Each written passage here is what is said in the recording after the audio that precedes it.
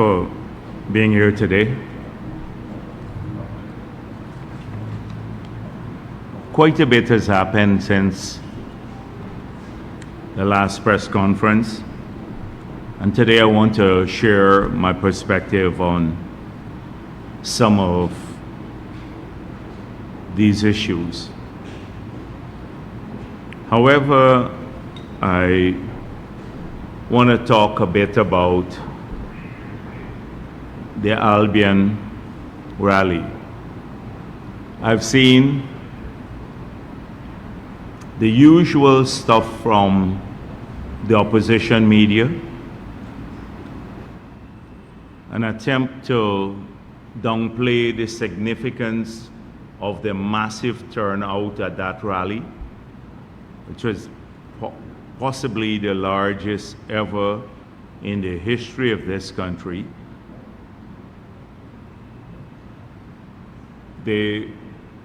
And then at the same time, they magnify the scanty gatherings of the opposition parties. The crowd in Berbice was mainly from Berbice, Region 6. Some people traveled up on their own. They were not bused to Region 6. That was an organic Region 6 crowd. Unlike the public meetings and the so-called rallies that we have seen from the opposition to create photo opportunities that are then pushed on their sympathetic pages to look as though they have momentum. So I saw a meeting at Parfait Harmony, and people were taken. I spoke with the people from Parfait Harmony. For a public meeting, they bus people into Parfait Harmony, and even then it was a small gathering. I saw the East Coast rally of the APNU, and again there too, you had people from Region 10, Region 6, Region 5, Region 3, who were taken to Melanie on the East Coast, an area that is historically a stronghold of the PNC and APNU. But they still have issues with the Albion crowd. In fact, somebody says, like the Kaicho News, it was just about 5,000 people there. And that rallies don't really win elections. It's true, rallies don't win elections, but it is a litmus test of people's willingness to come out on their own to support an agenda for this country, an agenda that is demonstrably positive and that will lead to a better future for all. And so we're thankful to all the people in Berbice who attended the rally, who walked long distances to get there and to walk on the road behind the convoys. In fact, this was all organic. The party did not arrange it. I saw people putting together their own motorcades coming down because they felt the energy. And what was so pleasing is that you had thousands, tens of thousands basically of people, but a significant number of young people who were part of the rally, which is good because often young people, sometimes they become a bit distracted by other issues and they don't engage in the messaging and participation in these activities. So that was pleasing for me there. In Moruca, the president went to some public meetings in Moruca and Madhya, and you saw the turnout there too. In Moruca, it was a massive meeting that we had, and it is reflective of our support in that area and also what the PPP has done in the Amerindian communities that were all falling apart, dying just a few short years ago under APNU because of neglect, because of active policy of discrimination. And whilst we haven't been able to fix every problem in those communities and many other communities in the country, because really we have had 3 years to implement the agenda of the government, having lost 2 years to COVID, people have seen a commitment from the PPP to addressing the issues in their communities. And Amerindian communities have benefited enormously from the active support of the government. And if you talk to the two shows or you talk to villages, people in the villages, they will see that. The same thing happened in Madhya. Madhya also, we had a good turnout there. It's a small community. But you had a really good turnout, and the president was able to explain the messaging of what took place there. So all in all, we're very pleased with how the campaign is going. There'll be several other big public meetings. You would see the numbers there, and the others can do whatever they want. Say the Starbuck News Win Party goes to Wakanam and get 30 people, and Starbuck News puts Wakanam in full support of this party. We could get 1,000 people, 5,000 people at a public meeting, and for them it doesn't matter because they're all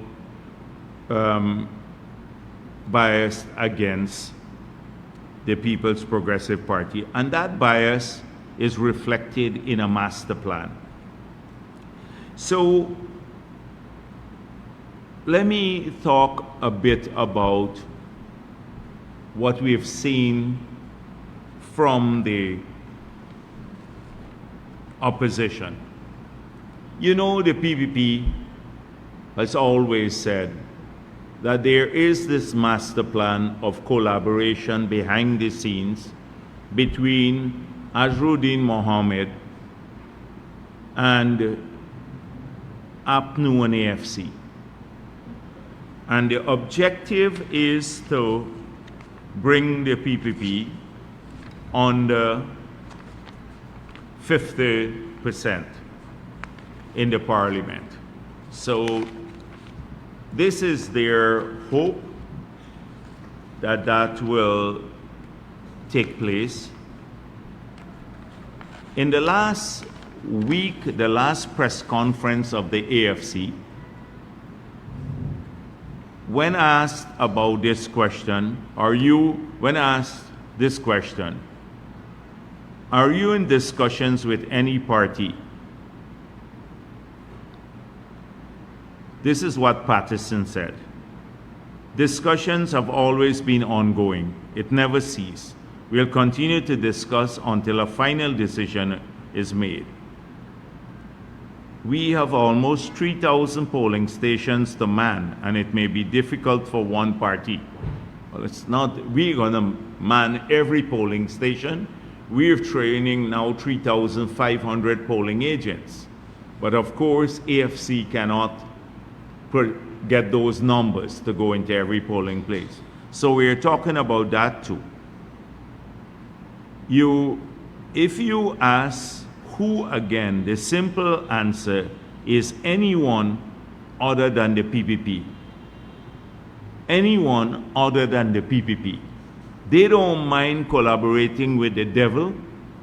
They don't mind collaborating with an individual who is sanctioned by the United States of America and poses a severe risk to our country, our future, our well-being, our jobs, everything else. They don't mind collaborating. Anyone but the PPP. This is the pathological hatred of the PPP that comes out from the AFC, Patterson and the others. They will destroy the country, but not PPP. They don't want PPP. They will ignore every progress our country has made. We can go back to the past. We can start starving again. We can lose jobs, but anyone but the PPP in office. So they don't care about people. They have an obsession, a hatred for the PPP, and that reflects itself in what they mentioned. This was their last press conference. Anyone but PPP will collaborate with anyone. So then, at the APNU's press conference, Chabrol asked about collaboration with the Mohammeds and whether he believed, that is, Norton believes that Azharuddin Mohammed is paying people to attend the meetings. And whilst he acknowledged that that may be so, because he did so elsewhere, that Azharuddin Mohammed is paying people to attend the meetings and to support him, he said the focus should not be, and this is direct quote, the focus should not be on the Mohammed, it should be on PPP. So again, never mind he is paying people to go, never mind he poses a risk to the country, never mind he can't put together two clear, coherent words. Anyone but the PPP. So he said the focus should not be on the Mohammed, it should be on the PPP again, reflecting what Patterson said in the AFC. This is two separate press conferences, APNU and AFC, and they all reflect the same sentiment. And the sentiment is that we will collaborate with the devil. We just don't hate the PPP so much. We don't want PPP for whatever. Even if they do a great job, we just don't want them. We don't care about people. We just hate the PPP. That's reflected there. Then Mahipal said, there's no need to fear in APNU. Mohammed is not going to take our support because 72% of the candidates on Mohammed's list comes from the PPP constituencies. It's not totally accurate, and however, it's reflective of a mindset and collaboration.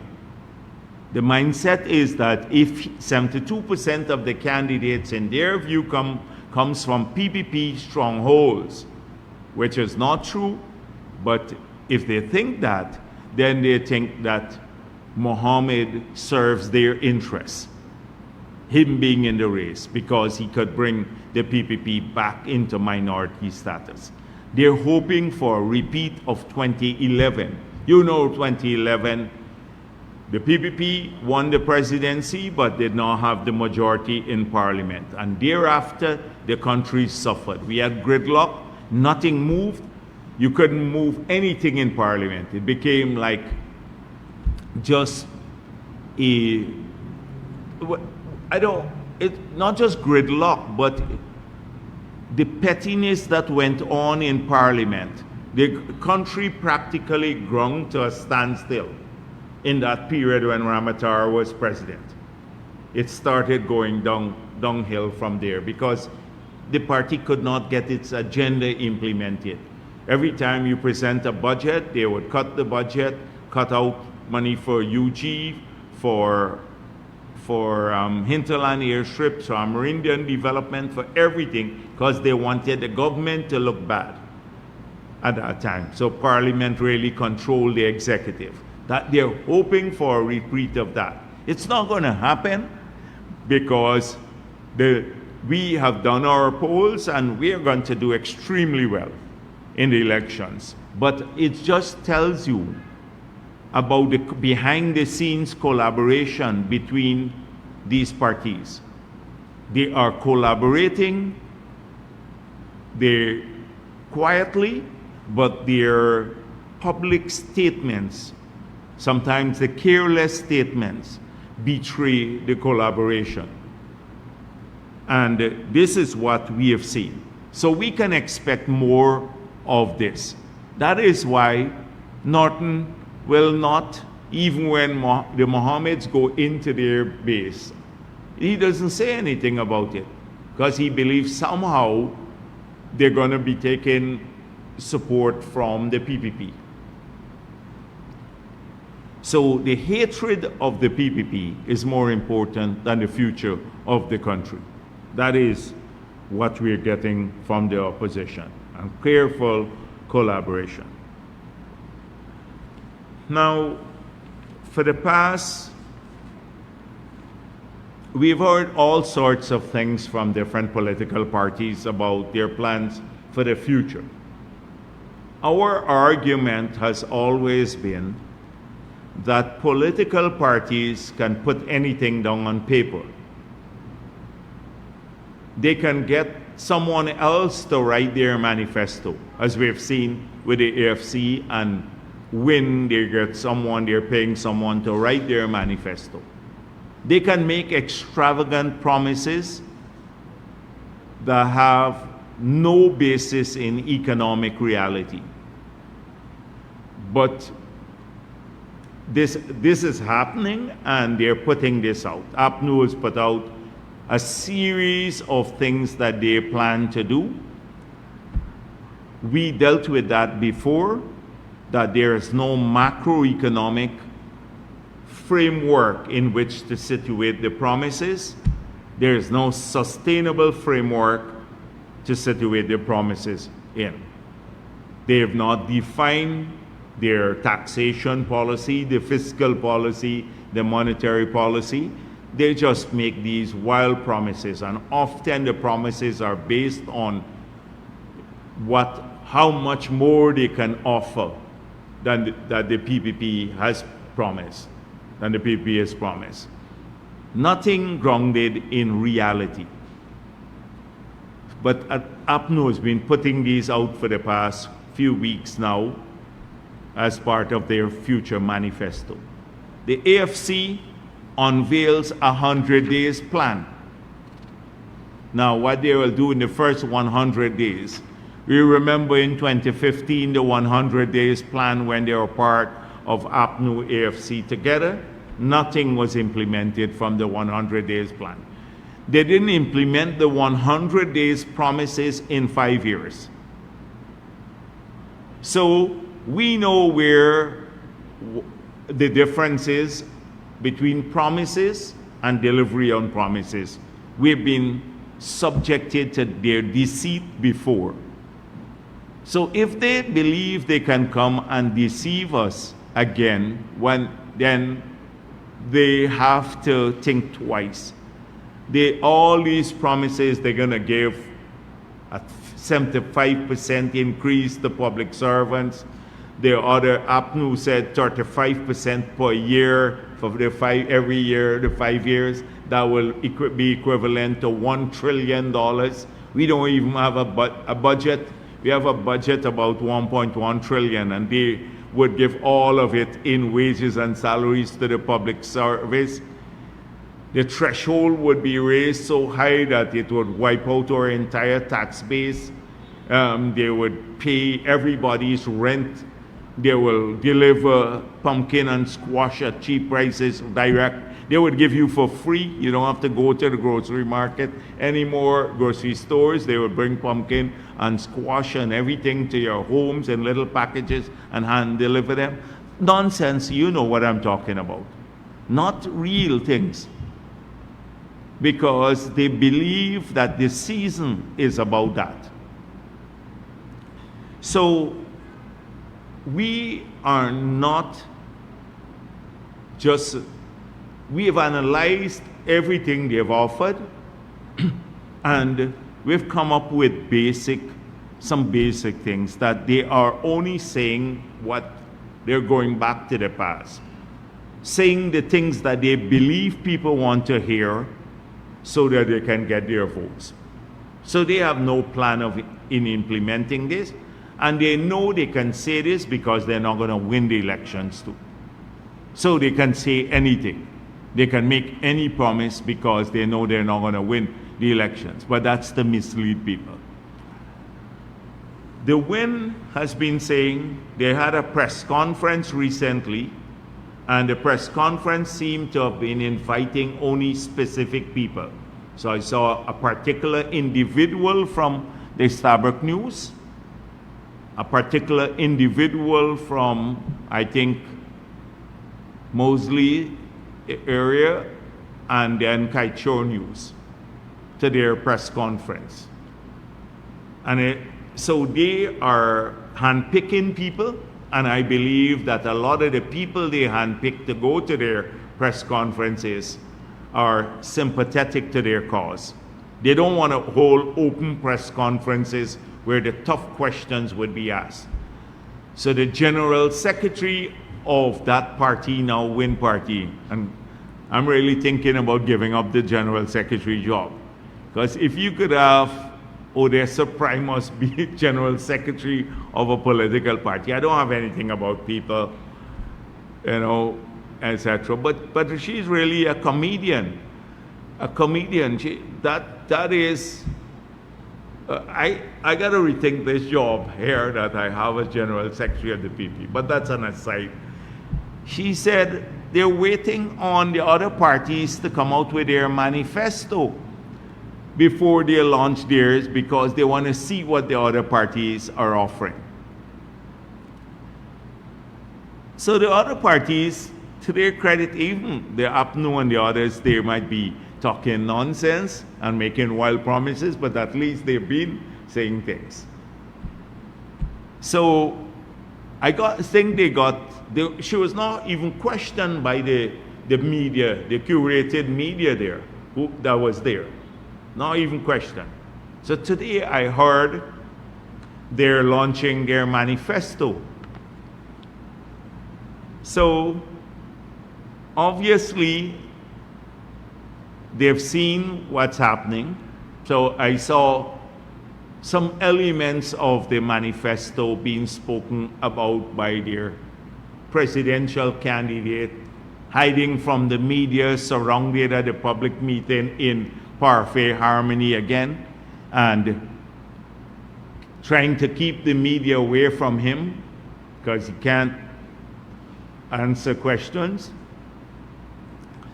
So he said, I will not take the salary of the presidential salary if I win the elections. So this guy, without serving a single day as president, has already been collecting president salaries. He evaded in 5 years $11 billion in taxes. So he hasn't even served a single day, and he's collected the salary equivalent to 275 years that a president would take to earn what he has collected already, stolen from the treasury. He doesn't need to collect presidential salary. He collected it already, the 11 billion taxes, only in 5 years that they were evaded from smuggling gold. 275 years it will take for a president to earn that. So it's nonsense, because you've already stolen billions and billions in taxes from the treasury. Even on the Lamborghini, he is evaded by submitted a fake invoice, the equivalent of 10 years of a presidential salary. So that's not a really great promise to make.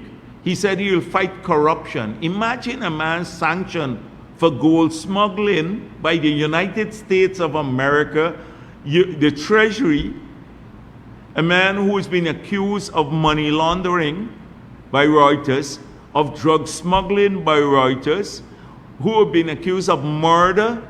He has been implicated in torture, in trafficking of people, talking about fighting corruption. So just imagine people smuggling gold. You say, don't pay the taxes. That's his way of fighting corruption. Incorporate all the drug dealers and the gold smugglers, etc., in the government, then you end corruption. That is his great promise to the people of the country. And you know, it irks me that a person like him could say that and get away with it. The most corrupt individual in the country talking about corruption. And it's not just corrupt, demonstrably so. You've been sanctioned for corruption and for smuggling gold by you're on international sanctions. You can't have any account anywhere in the world, not just in the United States of America. No bank in the world will do business with the Mohammeds. Nobody in the world can do business with the Mohammeds, and you're talking about fighting corruption. So today, in keeping again with that, with hiding him from the media, I saw them inviting the media to go to their launch of their manifesto, and then later changing it back where they said he would answer questions on everything and he would present their manifesto. They just said it's fake and it's invite only. I saw the sister posted, it's invite only. So imagine sending out an advisory to the media and then saying invite only. So when you're coming to my press conference, you would only come by invitation. I wonder if I'll extend to the Kaichor News. If I had that choice, I will invite the Kaichor News too, but then I can handpick who I want. Invite only, and the press association will sit there and not say anything about it. Just imagine the PPP or any other party try to do that. Send out an advisory and say you can only come to our launch or a press conference by invitation. We will handpick which media houses will go there. So let's see who they will handpick to go there. And there should be solidarity in the media. Nobody should even go because you shouldn't allow that to happen. But the press association will never say anything about this because they're going to hide him away again. And I suspect if they have a launch, somebody else would be reading or he'd be reading. They'll have to prep him to read a couple of things and he wouldn't be able to answer anything on the policies. They'll prep him, they have him in school or they surprise us with a ruler, tapping him on the fingers and saying, read here. And there would, anybody from the media will ask him a tough question, they will jump in again to save him. You can't have that happening.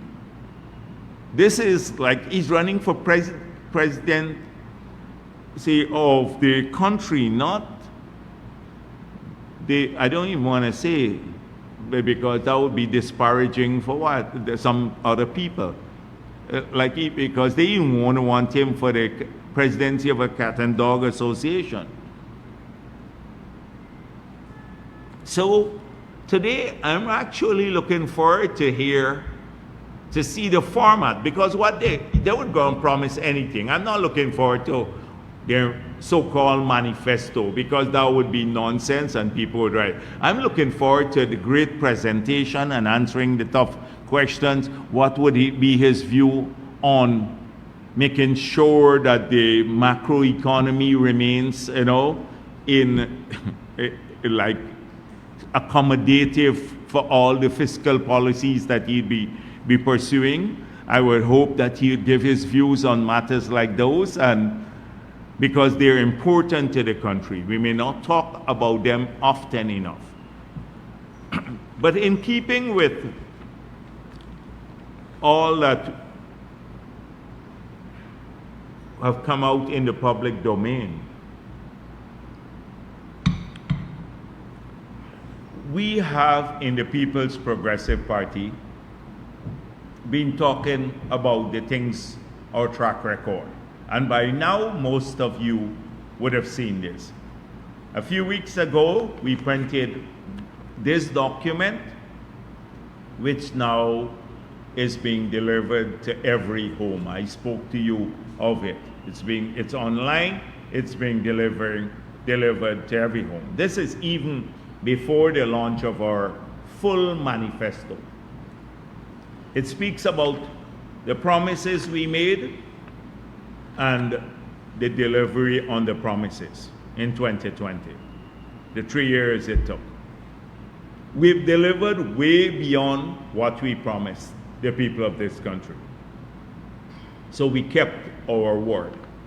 Two, in these pages, we have outlined over the next 5 years, there are literally tons of measures here what we intend to do in every sector.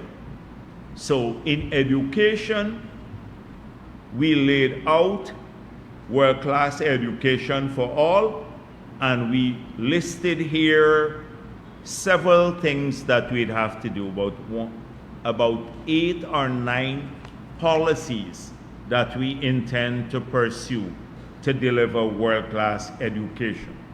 So it includes modern technology, artificial intelligence, digital school management and accountability, strengthening that so we get better results in the schools, because we find that schools that are better managed, where the headmaster, the headmistress have training in management, we get better results.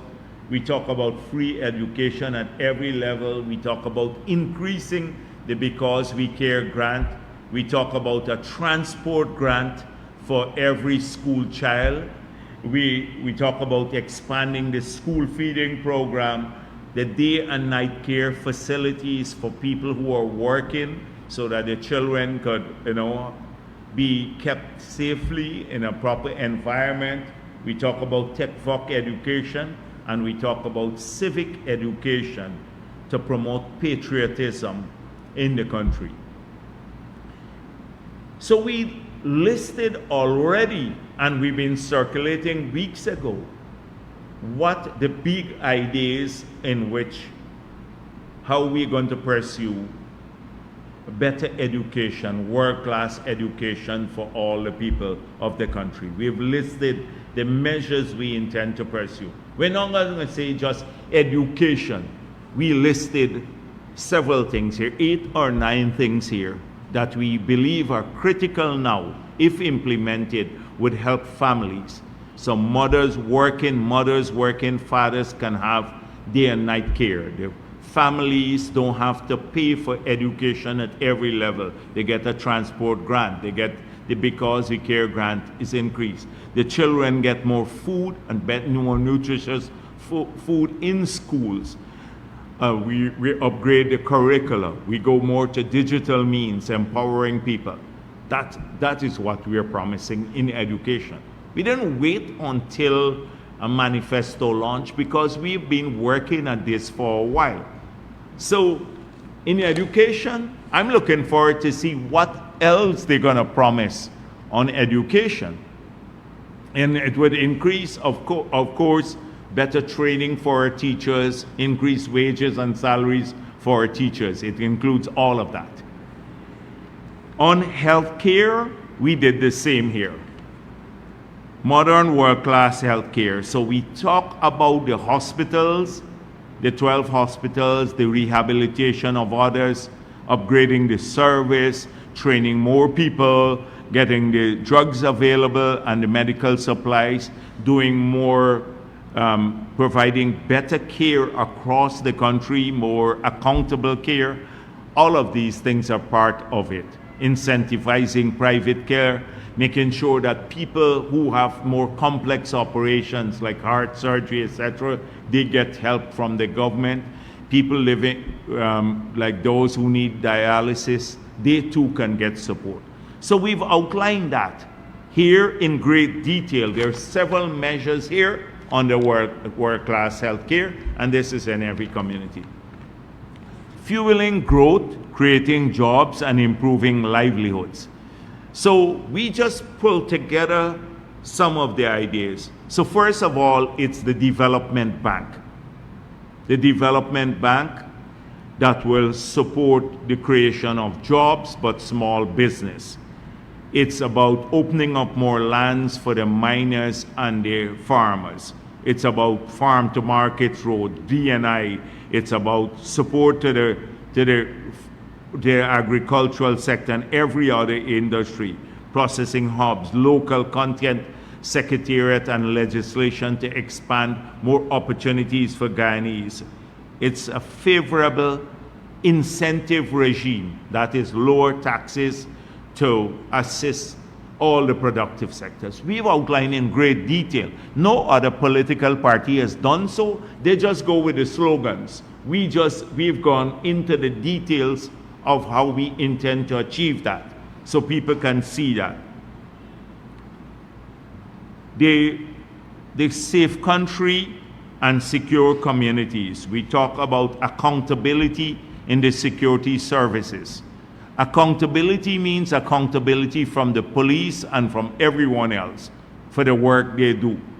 So greater support for our security services to keep us safe in our country and on the border, but greater accountability on the part of the law enforcement agencies. Of course, how we intend to pursue that, we talk about it here. Training, technology, all of these things are part of investment in our capability to police the exclusive economic zone. That's part of it. This small flyer has all of that. The small flyer that we have, although in the next 5 years, what we're doing. It lays it out. In terms of affordable homes and stronger communities, we said 50,000 house lots. It took us $300 billion to do those 50,000 house lots. We're busy putting in the infrastructure. I saw Azruddin Mohammed said, oh, they only give you the land. Do you know what it takes to prepare 50,000 house lots? Do you know what it takes? Not just to go and hide a ton of gold and smuggle it one time out the country. It takes much more to do that. It's a large-scale task.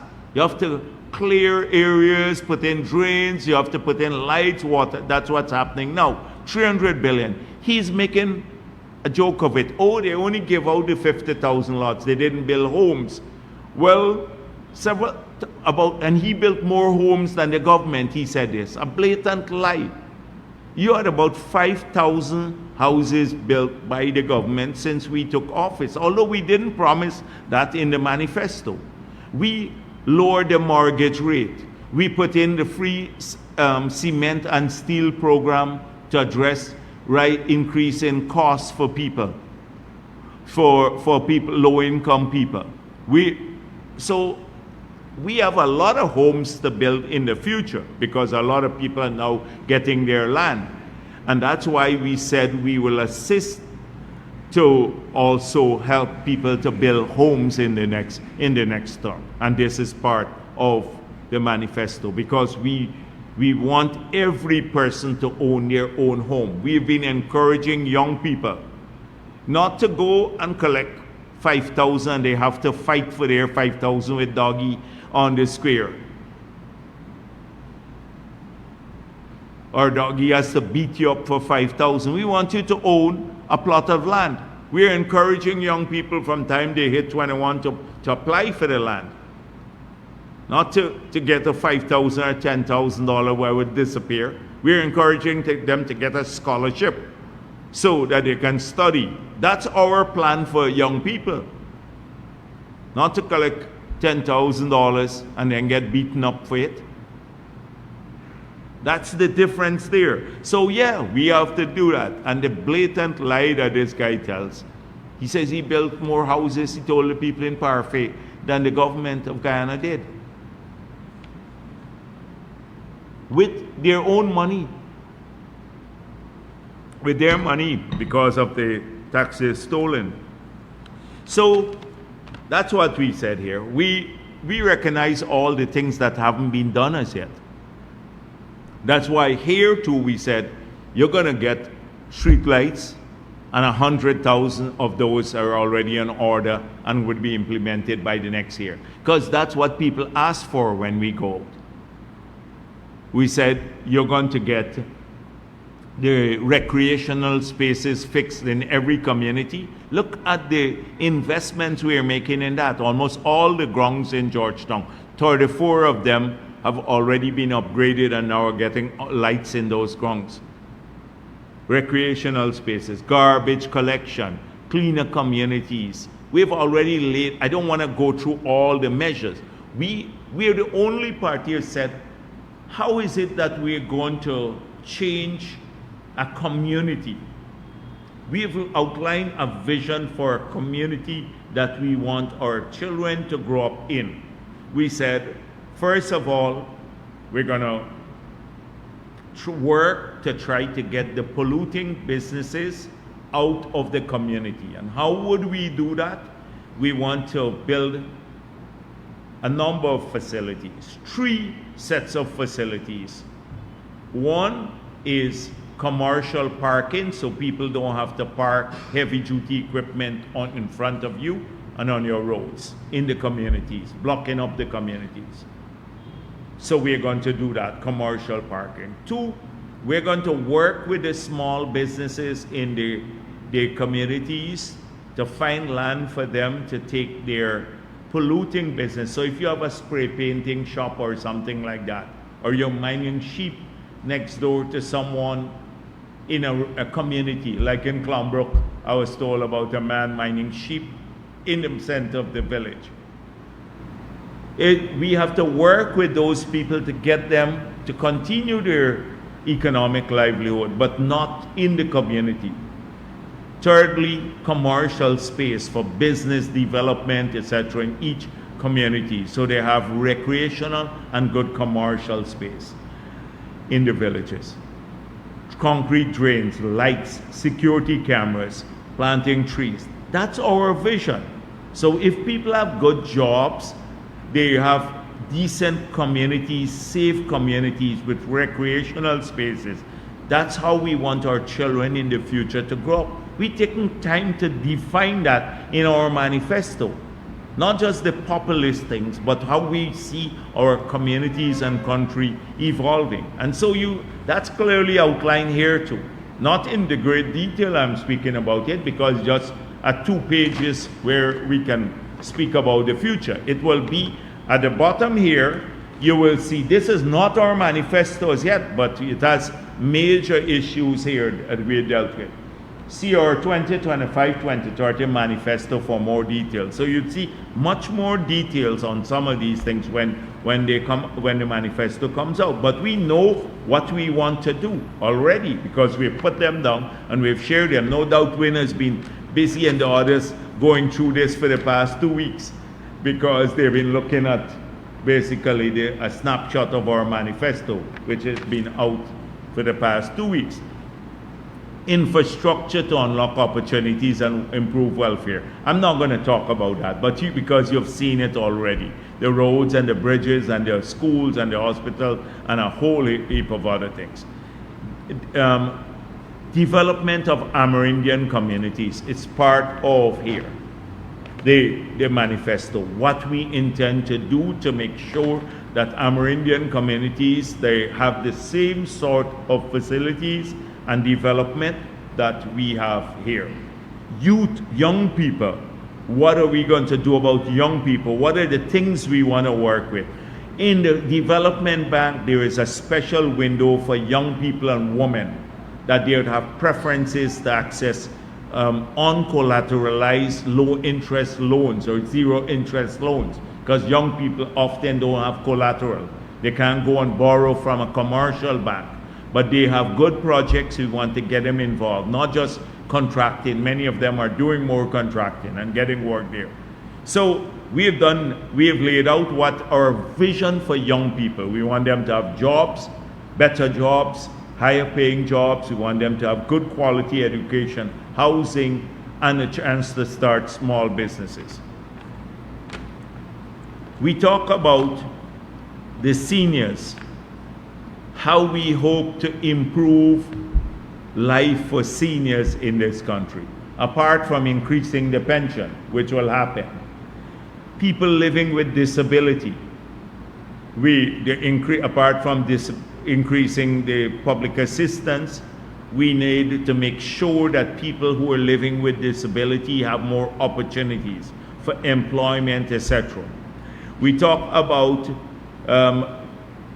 the public servants.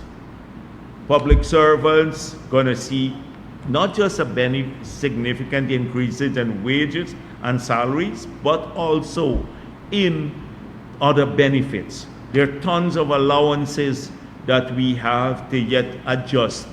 Like I've been talking to a number of people, as people upgrade themselves with a gold scholarship in every sector of the economy, as you study more, you will get increases. Like we did with the teachers. You get a master's now, you get more money. You get a bachelor's, you get more money. A master's more, a doctorate. The nurses are studying more too. And we provide you the opportunity to study. The moment you qualify, we have to now increase the allowances for a lot of these, for the people who work in the public sector, or soldiers, policemen, everyone else. We talk about cash grants, and the cash grants here are going to assist people, also poor families, but also Guyanese generally. So we intend to target poorer families more for increased transfers from the Treasury, but almost every Guyanese will continue to benefit from the cash grant. On cost of living, we recognize that people, after COVID, when we were hit with the price increases because of COVID, factories were shut down, etc. And then two, we had the price of fuel going up globally because of the war in Ukraine, and then the problem in the Middle East between Israel and Palestine, and with the Houthis doing basically bombing ships that were going through that area. Oil prices skyrocketed. If we did not, and that's what when people talk about cost of living, if we did not subsidize electricity, the price would have skyrocketed. We're spending $14–15 billion now per year in subsidizing electricity. So your price for electricity from 2020 to 2025 did not change. We did not increase the price in spite of what happened globally. Electricity price, paying a high electricity price is part of cost of living.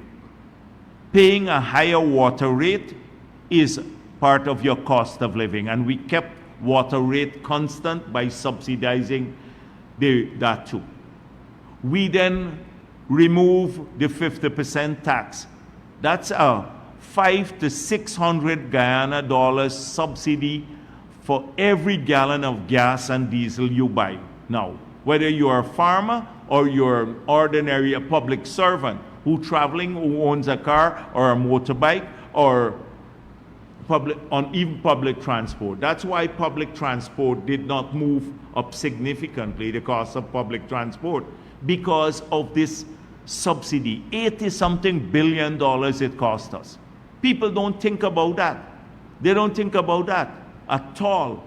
They would raise, because if your transport costs had gone up and you had to spend more money in gas and diesel all the time to move to work, and your electricity bill had gone up and your water bill had gone up, then it would have been much harder today.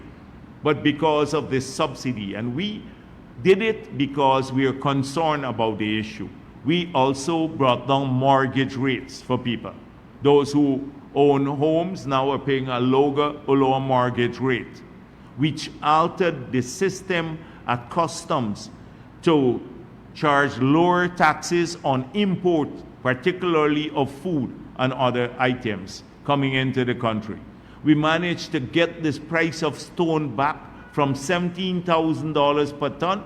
Now it's back to about $8,000 a ton, even lower than 2020. So food prices have moved, but I've seen it's variable. I saw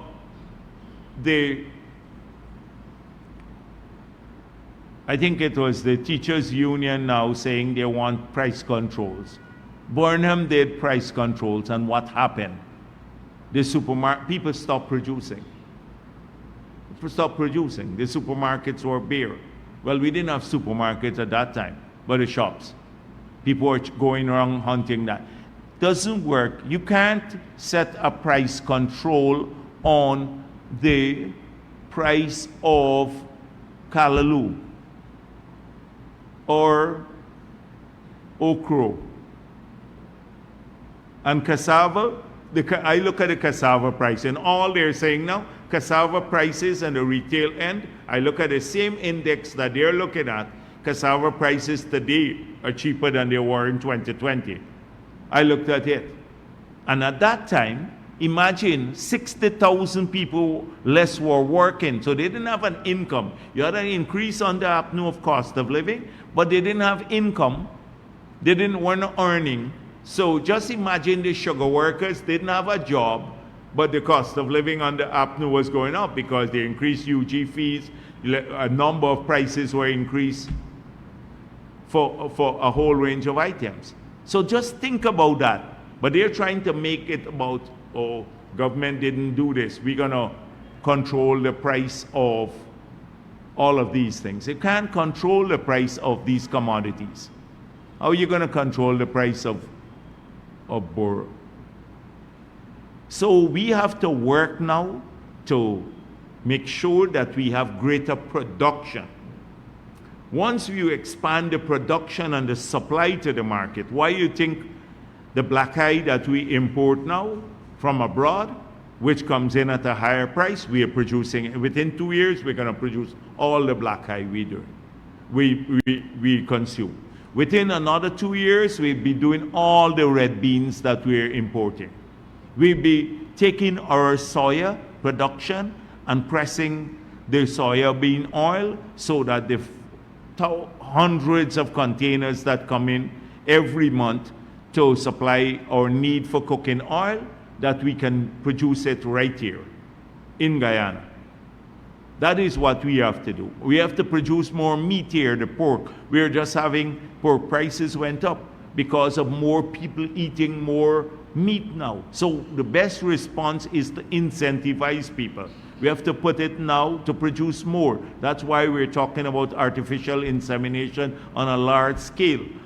So it is that response that lowers the prices, not by saying, oh, subsidize, then nobody produces. Or not price control, then nobody would produce. It's nonsense. So this is how we are approaching that whole issue, and it's laid out here. So we are focused on putting more money in people's pocket through higher wages and salaries and lowering costs. We're taking away the cost of funding education and health care from you, from your families. So you can go to any public hospital and get proper care. You don't have to worry when your child is born about their education, because the state will take care of it. You just have to be able to work, we provide more opportunities and acquire more things, and your community will have a safer environment. We have all of these things. We talk about strengthening governance, consolidating our democracy, an inclusive digital society, changing our society. None of them are talking about that. Changing the society itself, modernizing it. And also the young people of the future can then operate in that environment, and the older folks too. You'd have a more friendly government, a people-friendly government, making the life of a citizen easier. because all the services would be provided to them at their fingertip. That's what we are working on. Not a single political party has been defining that. And I'm sure Win or nobody else, he just be talking about victimization. So this flyers outlining all of these things I just spoken out has been out in the public domain for the past 2 weeks, and it's now being shared at every house in the country. And it lays out just some of our ideas for the future. These are just some of the ideas for the future. If you look at the back here too, we have about 30 ideas here, like incentivizing, and I didn't even mention that, incentivizing and protecting the creative industry. We've had a lot of issues from people in the creative industry who are producing content, social media, etc., music, whatever. So how do we incentivize the creation of more content, the export of this content, and then protecting their content for the local artists?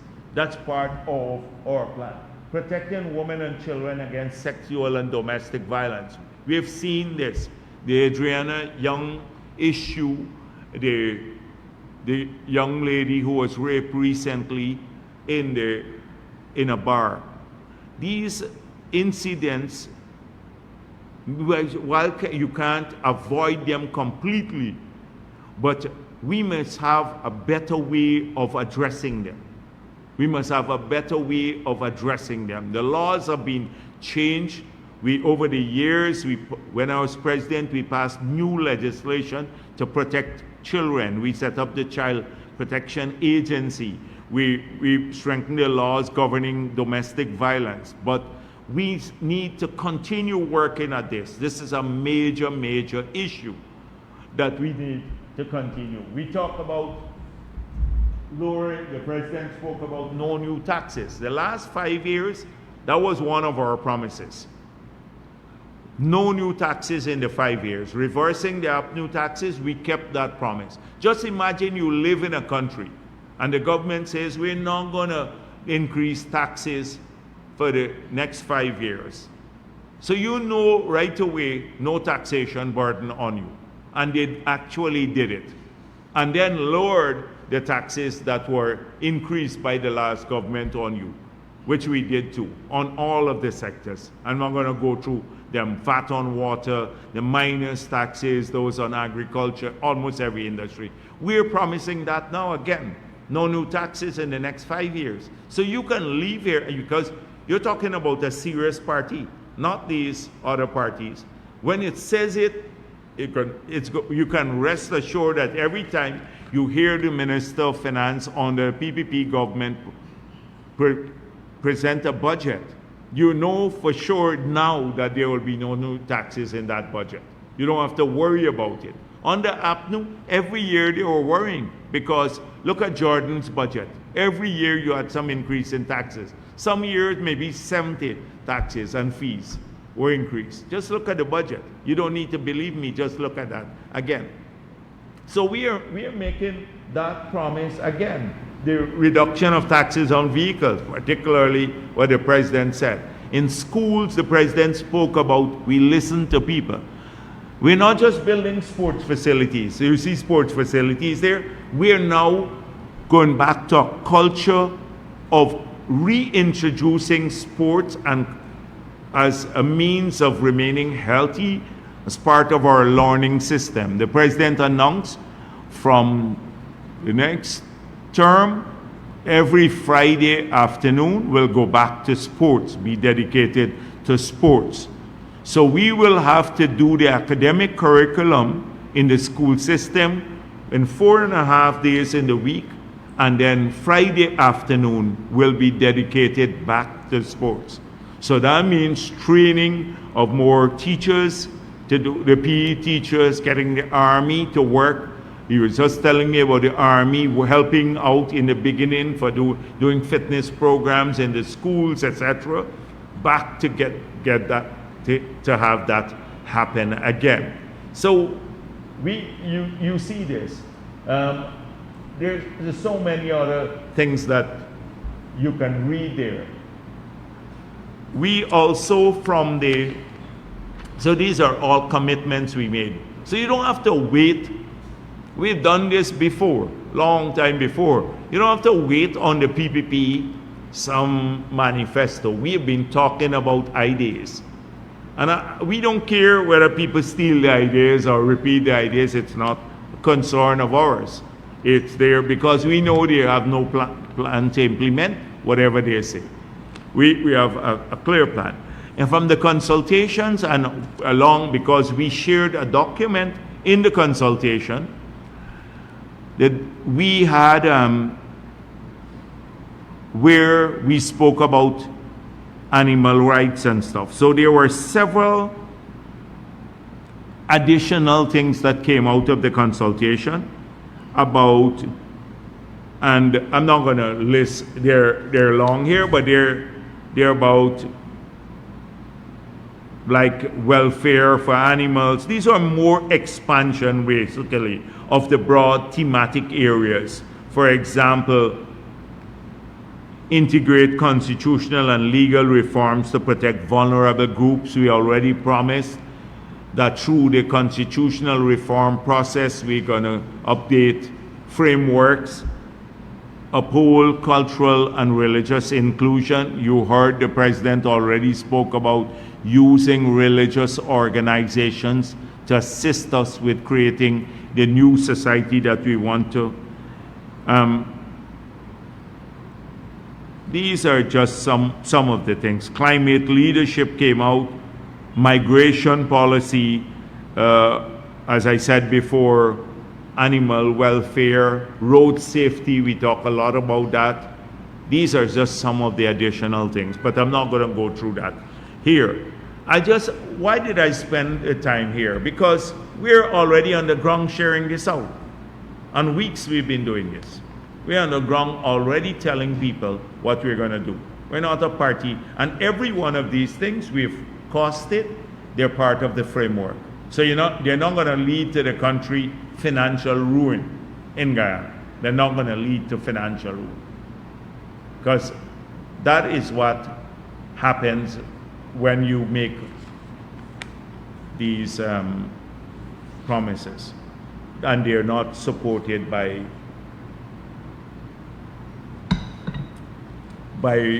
careful analysis. So we'll return to this issue more about credibility surrounding plans. It's not about just plans, it's credibility surrounding plans. So when we go to a young Guyanese, we don't go with negatives. APNU goes to them now that the PPP, they went back to the past and brought up a whole ton of fake news about how the PPP were killing young Afro-Guyanese through extrajudicial means. They repeat the lies of the past. They've been everywhere doing that, hoping to keep young people away from us. They say to the middle class Afro-Guyanese, you're not going to get opportunities under the PPP. Although under the PPP, we've seen the biggest expansion of the Afro-Guyanese middle class. In fact, the whole middle class in the country. People owning things, setting up businesses. If you look at the local content secretariat and you look how many companies are registered there that are Afro-Guyanese, you'll be shocked. You look at the housing, the scholarships, you look at every other aspect. Look at the contracting in government. How many have grown? But they keep going with that old worn message. And that's why people are not showing up at their rallies. So they go to the middle class, they say that is young people, oh, they're killing through extrajudicial judicial means. That's the old worn argument that they have been using to keep people away from us. When we go, we're entirely positive to young people. And that's what I'm submitting here today. We don't go like Win goes to them and say, oh, I'm going to give you a bit more money, like to come to my meetings, pay people. He has not defined a vision for young people, for anyone else. What are you going to offer them in terms of a country that has a future for them? Nothing, absolutely nothing. So that differentiates us. Talking about how tough it is and the continued assault against Afro-Guyanese by the other side is, look at Vincent Alexander. Vincent Alexander is a commissioner at GCOM. He was senior member of the IPADG. And this is what he said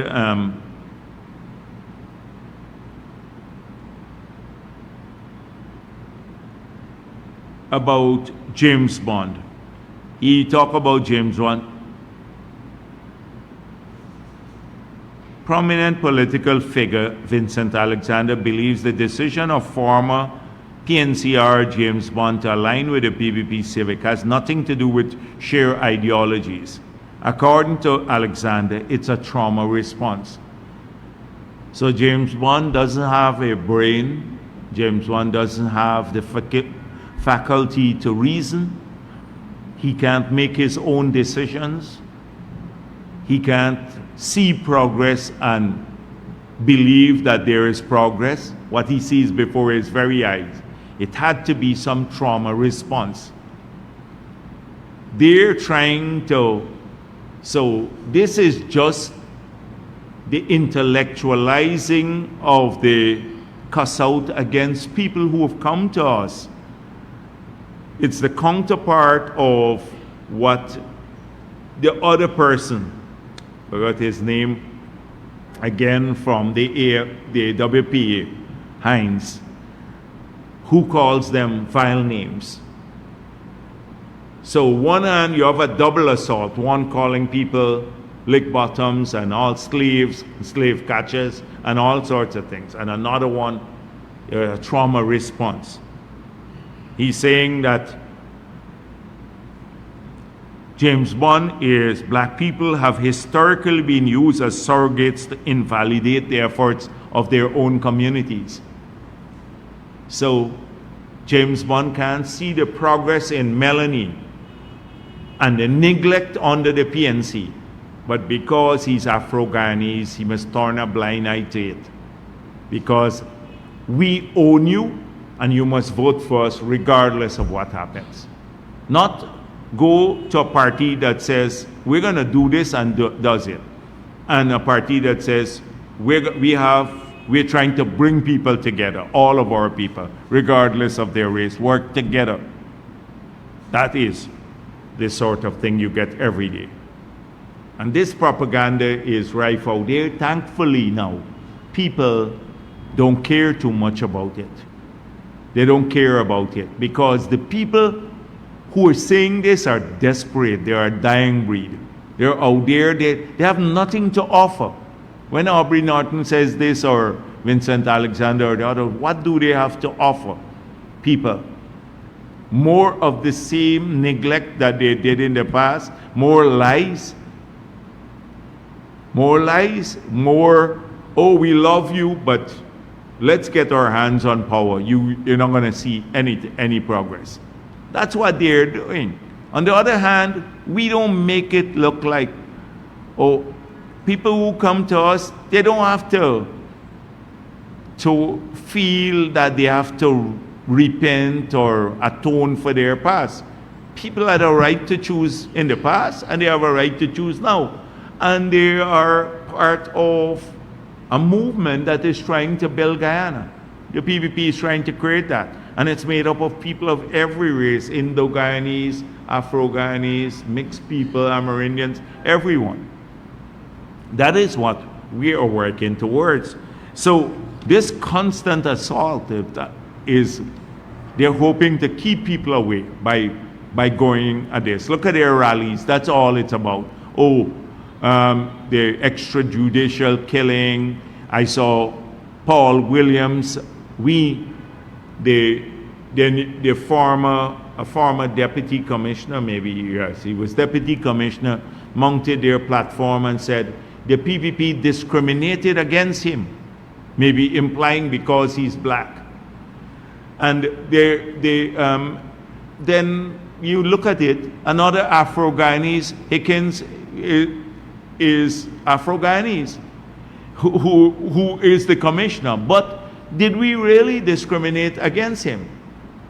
The Paul Williams was 2 times he was considered by President Granger for the top positions or position in the police force, and both times he was bypassed.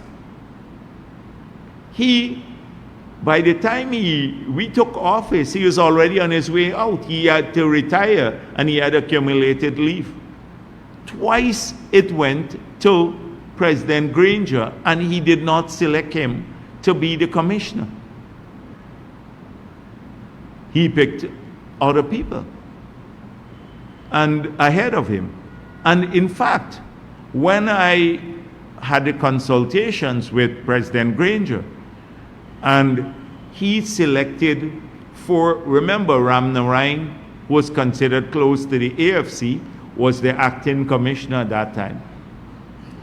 And he didn't even consider Ram Narayan, although he's acting commissioner, for one of the deputy positions. And I said to him, here is an Indo-Guyanese guy, you have 4 persons that you're considering, and he's acting in the position, and you didn't even consider him. And he said to me, I had specific reasons. Didn't say what they were. If you talk about discrimination, and Ram Narayan was not pro-PPP, he was pro-AFC, couldn't even be considered. But making it seem, he mounted a platform at Melanie with a crowd from all over the place that they had to bring from everywhere else, and told them it's a PPP that discriminated against him, so he couldn't be commissioner of police, when Granger bypassed him twice. This is the rewriting of history, the lies that they tell to keep people. So those people who are there who may not have known it, say, yeah, look, the big bad PPP bypassed him again. That is the constant thing. I've seen Nigel Hughes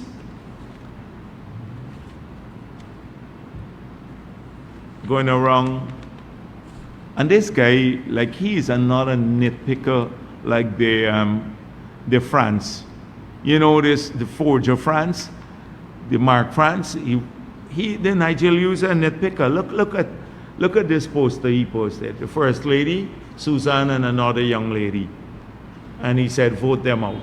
That's what Nigel Hughes is sharing. Picks fight with women all the time, and put something at the bottom here. Go in some people. Yeah, we do have poverty in the country. We had to reverse all of the hardship policies of 5 years under APNU. You think the 35,000 people who lost their jobs under APNU, the 2,000 Amerindians who lost their jobs, the neglect of these communities, they didn't lead to hardship and poverty? We had to reverse a lot of things. Have we completed it? We have to do much more to help poor people. But we're empowering them, their children with education, them with health care, getting a house lot, they're getting a job now, they can find jobs to work at now. So that's the start of the empowerment process. So you think we could have, in 3 years practically after COVID, eliminated poverty totally in the country? And when they talk about oil money being there, the oil money, as I said before, is only 37% of the budget. But they go and take the worst shots and put it there. They would never take a picture of the new hospital that has replaced the derelict that they run down. They run down the Enmore Hospital. Now all the people on the East Coast now can go to a modern facility. They don't show that. They don't show the highways or the new bridge or the hundreds of schools that we built. This is what they put. Go, and you can find anywhere some of this. But this is the nitpick, what Nigel Lewis has been reduced to. A leader of no consequence, a nitpicker, and just parroting, stealing people's ideas, and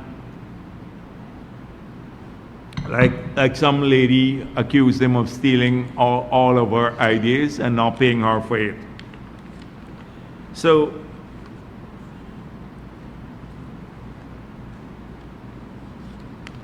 maybe I should end here. What time is it now?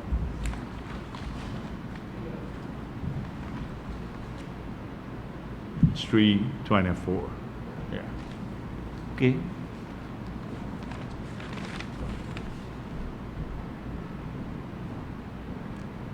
Yeah, thank you. Thank you. I just end here. It's already getting late. Good afternoon, Dr. Jagdeo.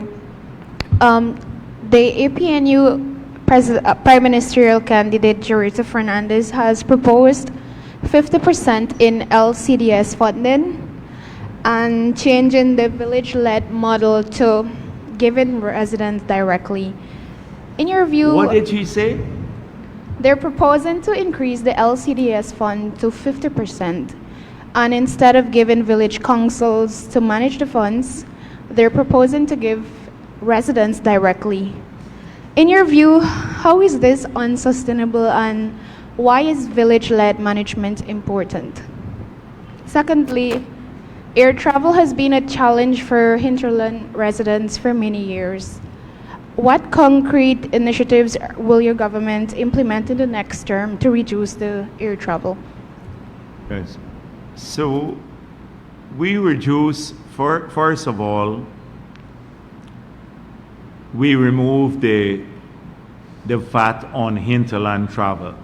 So under APNU, air travel moving freight into the hinterland was already high. And then they put a 14% tax on it. We removed that. It continues to be high.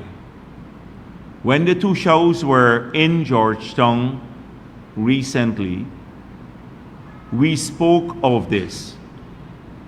We said we are going to try to connect more communities with roads. So in Region 8, for example, if we can connect Region 8, which we plan to do, to Region 9 by roads, by a road, a main road, then we don't have to fly all of the goods that they use into that region. And that's part of the plan, connecting the two regions. So that is one of the long-term plans. Within maybe in the next 5 years, we'll work on that. So that's connecting. They would then be able also to produce stuff there and get it out to the market, which they can't get. So it makes it easier for that to happen. The same thing with the Latem Road would be upgraded. So it's easier to move things down by trucks. Within Region 1, by completing the Hosoro, the Kwebana to Maruka Road and the Wauna to Mabaruma, and then Port Kaituma to Machu's Ridge. It gives us more options there to lower cost, the freight. And buying a second vessel to go to Region 1 would also help vastly with that. That's part of the plan. I think I spoke of it last week. So very concrete plan.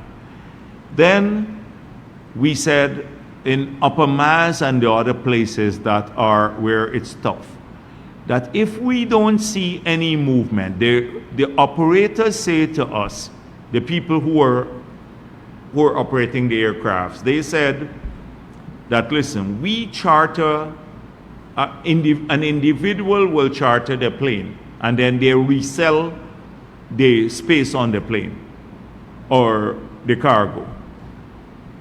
And the price is at least 35% higher. because they make money from the charter.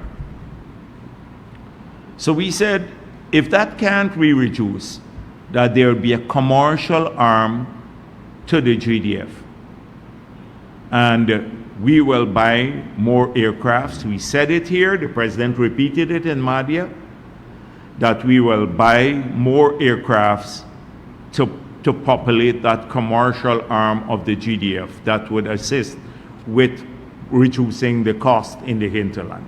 On the coast, I already told you about the way we will address it by greater supply response, some of the cost issues. But those are very, very specific plans we have. No other political party has been able to outline. You get platitudes from them. These specific initiatives. So on the LCDS funding, it's amazing how dishonest and shameless people could be. They were touting that Granger had this great plan, the Green State Strategy. It didn't earn a cent for the country. Didn't earn a cent. It was going nowhere. We had to spend the money to develop it, money that we left from the early LCDS that they were opposed to. They were opposed to the LCDS. Granger said he couldn't look at that.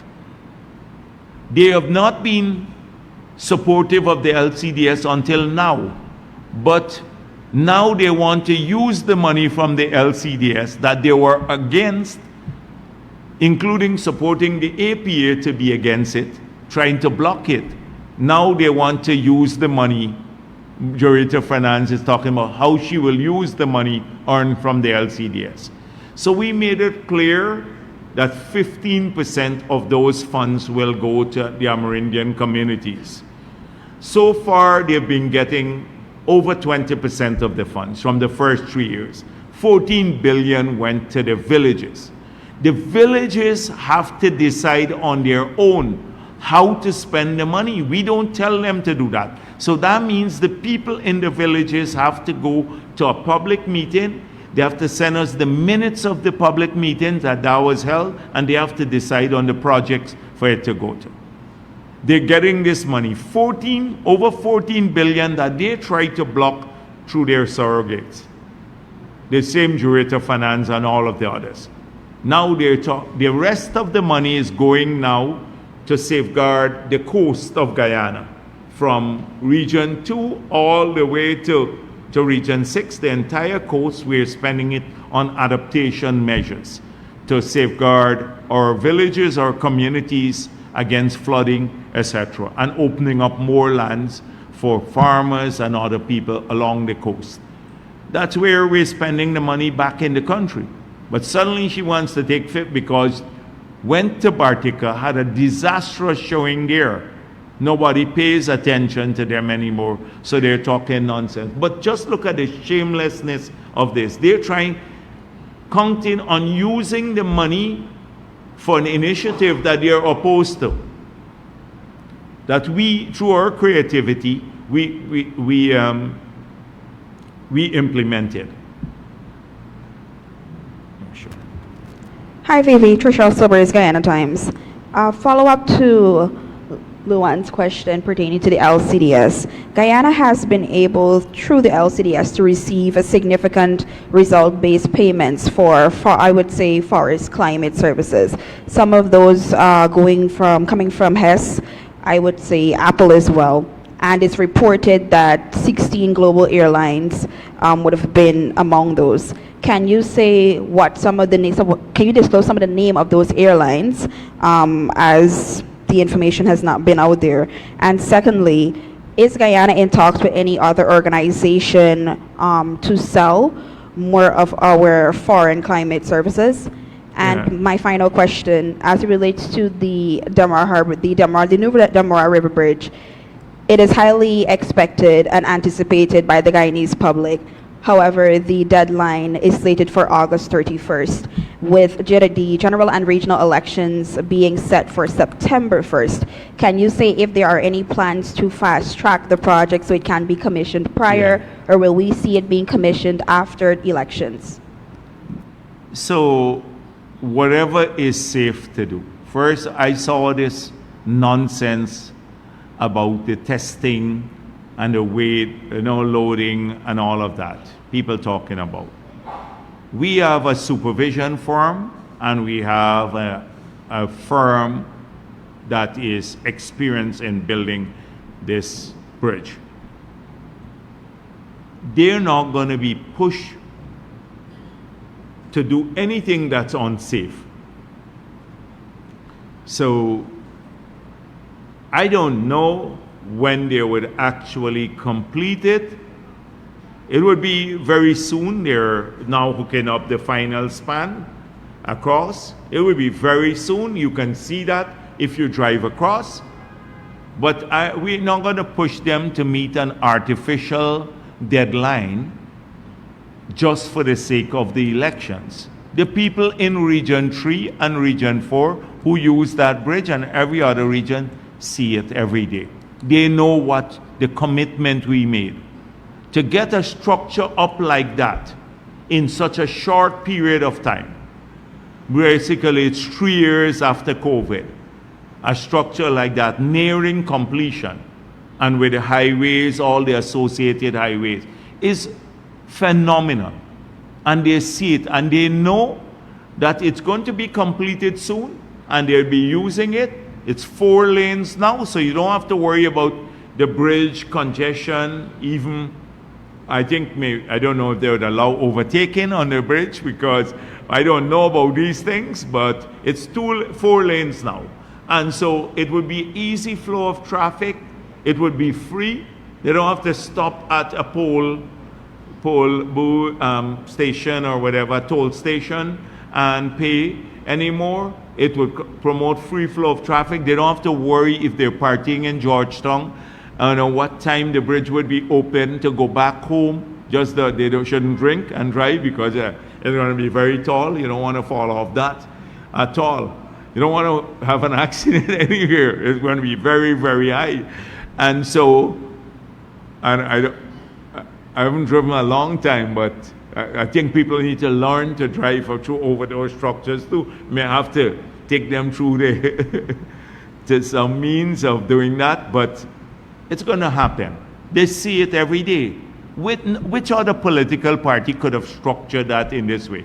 They take a long time to do. Like, they love Patterson talking about some small project, and they just love to talk about them. All the time talk about it. Oh, we had the idea, we plan to do it. They even falsely claim things, and they never get it done. Because we're focused. We always are focused on getting things done. So we're not going to push anybody to, of course, I love if it's done before the elections. They can complete it safely before the elections. I love that to happen, so people get a feel for it. But if it doesn't, we'd have to live with that. We want it to be done safely. The question on the airlines. I don't know all the airlines, but it's through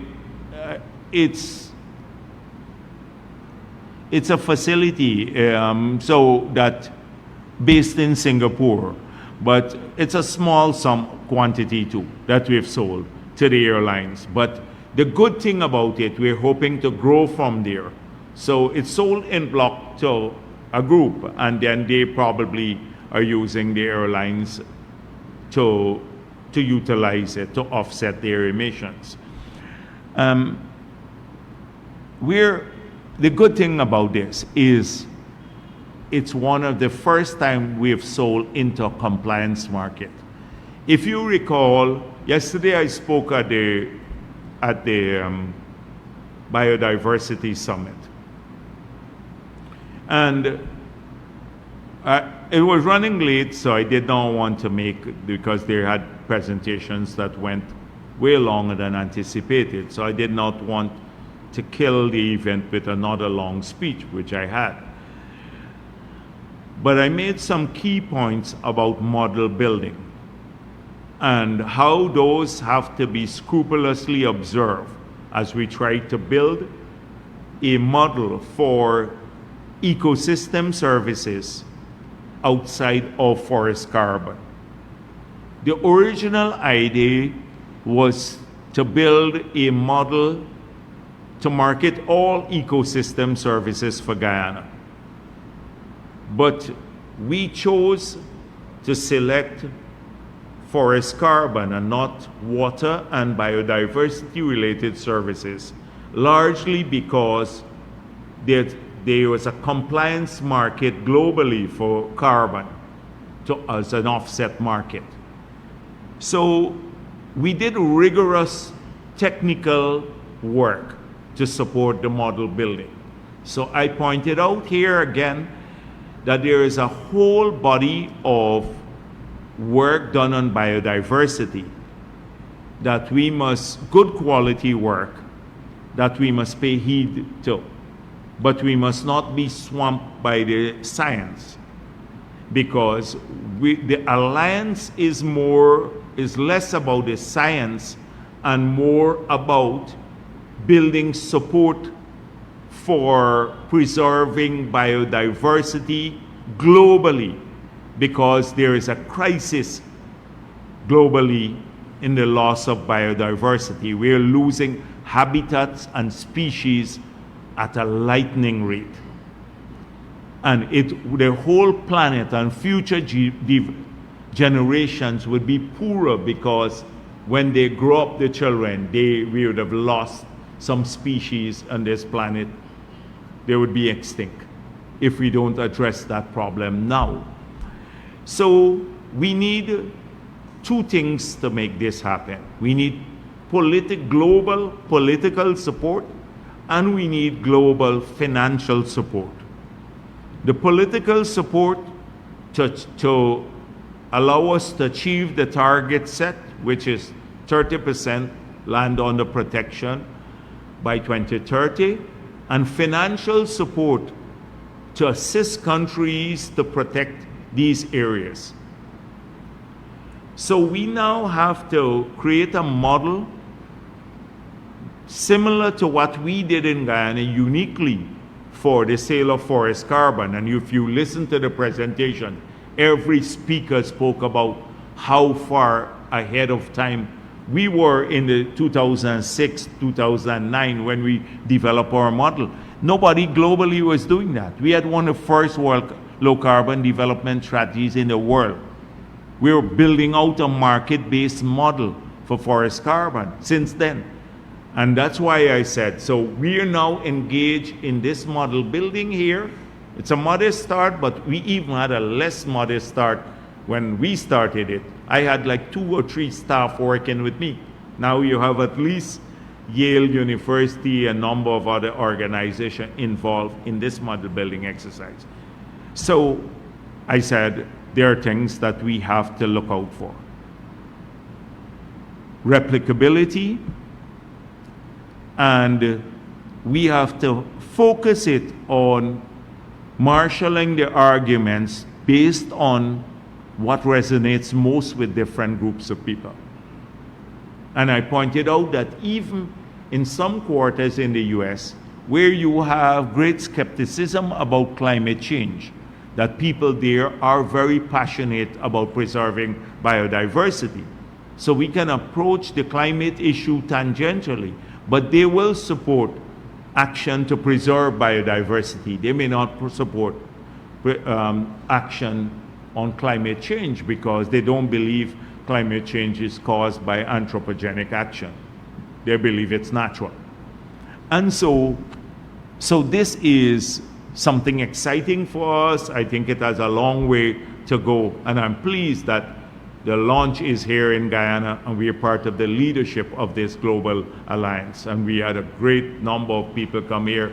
We're on Al Jazeera, everywhere in the world, showcasing Guyana, the rich biodiversity, and returning to the global leadership we once had that APNU killed in those 5 areas. When you spoke about forests globally in the period prior to APNU, Guyana was always mentioned. King Charles, Bill Clinton, almost every leader would quote Guyana with a leading model. So we lost that ground, And it's shocking to see this Director of Finance now talking about LCDS that they're opposed to. But using the money from it, not doing the hard work on the concept or earning it. Because a lot of hard technical work goes into this. You don't see that often. So I know the compliance market, I think I come back to the key point I was talking about. The key point is for the first time, we moved from a bilateral deal, then selling into the voluntary markets in accordance with our plan. And this was our first foray into a compliance market, the airline market. Because when you get into the compliance market in the future, that is, if they have a UN-supported compliance market, the price of forest carbon will skyrocket to match the price paid for other types of carbon. And in our sale with Hess, although we sold 30% of the forest carbon for 750 million, we say at least 750 million, because if those credits are resold, we will get 60% of the higher price. So if they, for example, they buy it at $20 and sell it at another, say $30, we'll get another $6. So our price will go up to $26. It's built into the contract. And we're pushing to get the compliance market approved at the UNFCCC. Good afternoon, Dr. Jagdeo, and Williams Culture News. Sir, in October 2022, President Halley said that government was open to government partnerships in developing oil blocks. Is it something that's still on the cards, and is it something that your government is going to prioritize if elected to a second term come September 1st? I think we're committed to the auction, right? You know, we've been discussing this for a while. And the last press conference, or the one prior to that, I said, we're hoping next year to go back to auctioning the blocks that we are not so successful in and additional blocks based on relinquishments that we've had.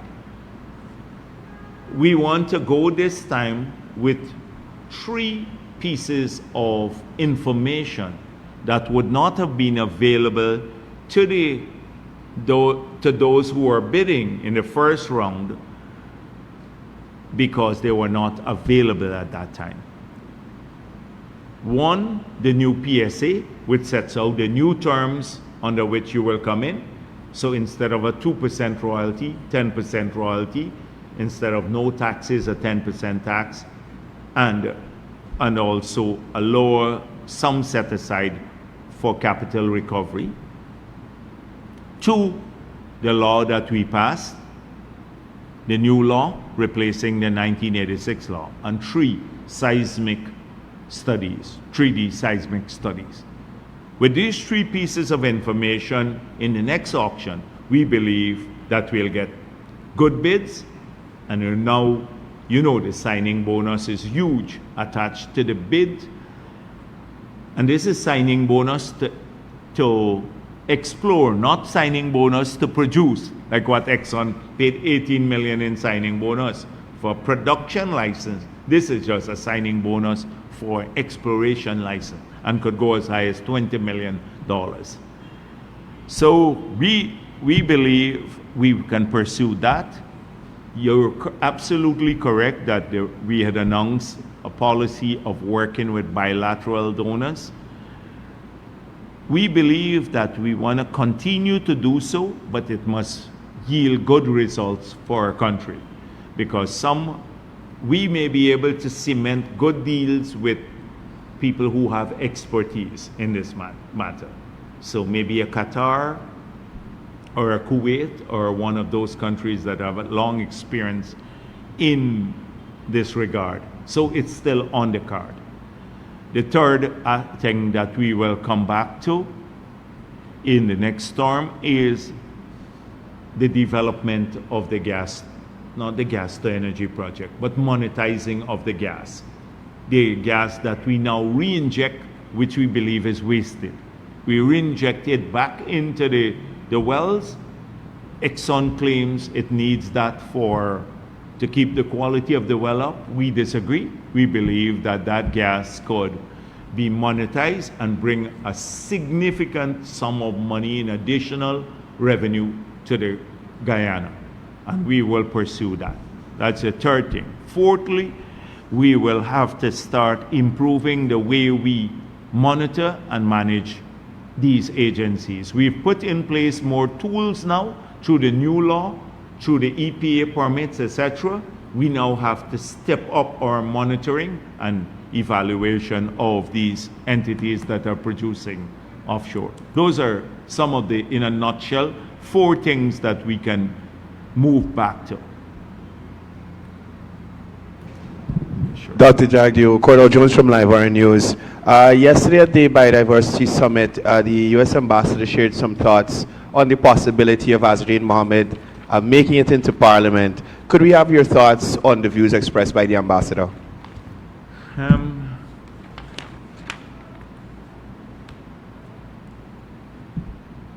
So, this has generated, or the comments made by the U.S. Ambassador has generated a lot of discussions. And as usual, Azruddin Mohammed and his trolls and a number of people in their camp, they tried to distort what the ambassador said. And I think I have the transcript somewhere here. Maybe I can't find it. I don't know if I brought it. But she was very clear. She was speaking of what happened around the world in similar situations and how the United States views certain matters. So she spoke about their reticence to engage with committees in the parliament if you have certain individuals on that committee. The United States of America sanctioned Azruddin Mohammed. The Treasury sanction is a serious sanction. It's not just like taking away your visa. That's a form of sanction too. This is a serious sanction. It dictates how U.S. entities can engage with sanctioned individuals. The OFAC statement said, you are prohibited from dealing with these individuals. As a result of that sanction, the Mohammeds were part of a team that was developing a facility in Vredenhoop for Exxon. They had to leave that consortium because Exxon could not do business with the Mohammeds. People forget that. Exxon could not do business with the Mohammeds. The U.S. ambassador said, any member of parliament is seen as part of the government. The way they see governments abroad is a combination of the executive, the legislature, and the judiciary. So if you have a transgression in the judiciary or in the legislature, guess who answers for it? The executive. We have to answer for that. Never mind, we have no control over the executive, the legislature, or the judiciary. So she said, U.S. companies will like in other cases around the world, have difficulties engaging here, and it could affect private flows to Guyana. This is a real issue. So what's wrong with her speaking of, she represents the United States of America. The United States of America sanctioned this individual. And she's saying now that US companies, based on what is the position of OFAC or the Treasury, would have a great difficulty in doing business with him or maybe with Guyana. It's a statement of fact. But they are making it to seem somehow that otherwise. First of all, they've been downplaying the repercussions of the sanction. So they're saying, oh, this is nothing. It's just that you can't do business with us. That's what Mohammed is saying. It's not bad. We make all the decisions. You remember the outside of the Umanayana. Downplaying these sanctions. But the sanctions are real, and the sanctions made it clear that people who do business with them globally, but including locals, could face law enforcement action. It states that explicitly. We've seen since then people losing their visas. We've seen people losing their visas. And they make light of this, misleading this whole nation. That's what the Mohammed and their trolls and the whole family, they're a family enterprise, a criminal enterprise, misleading people. You notice that the brother-in-law, the Russian one, and his sister, they didn't give up their U.S. citizenship to be on the list. They did not give up their U.S. citizenship to go on the list. They're the most vocal ones now, but they're safeguarding, protecting their asses. They would not give up their U.S. citizenship, but put everyone else at risk, all the people on their list at risk. So I see this big thing now coming out from all of that now. There's a big discussion about the bank closing people's account. And I'm thinking, are people for real in this country? They're making this look like the bank had a choice and it's discrimination. And suddenly they're quick to change everything to PPP discrimination. Oh, this bank is close to the People's Progressive Party. That is why their accounts were closed. Then sidetracking. They're good, they're very clever. Look at all the trolls and the people that they put online to defend them. So one, it is, what about May Thomas? What about May Thomas? So forget that they have been, the bank closed their accounts. What about May Thomas? When you asked about their sanction, oh, it's the PPP closed the cambio. They sidetrack everything.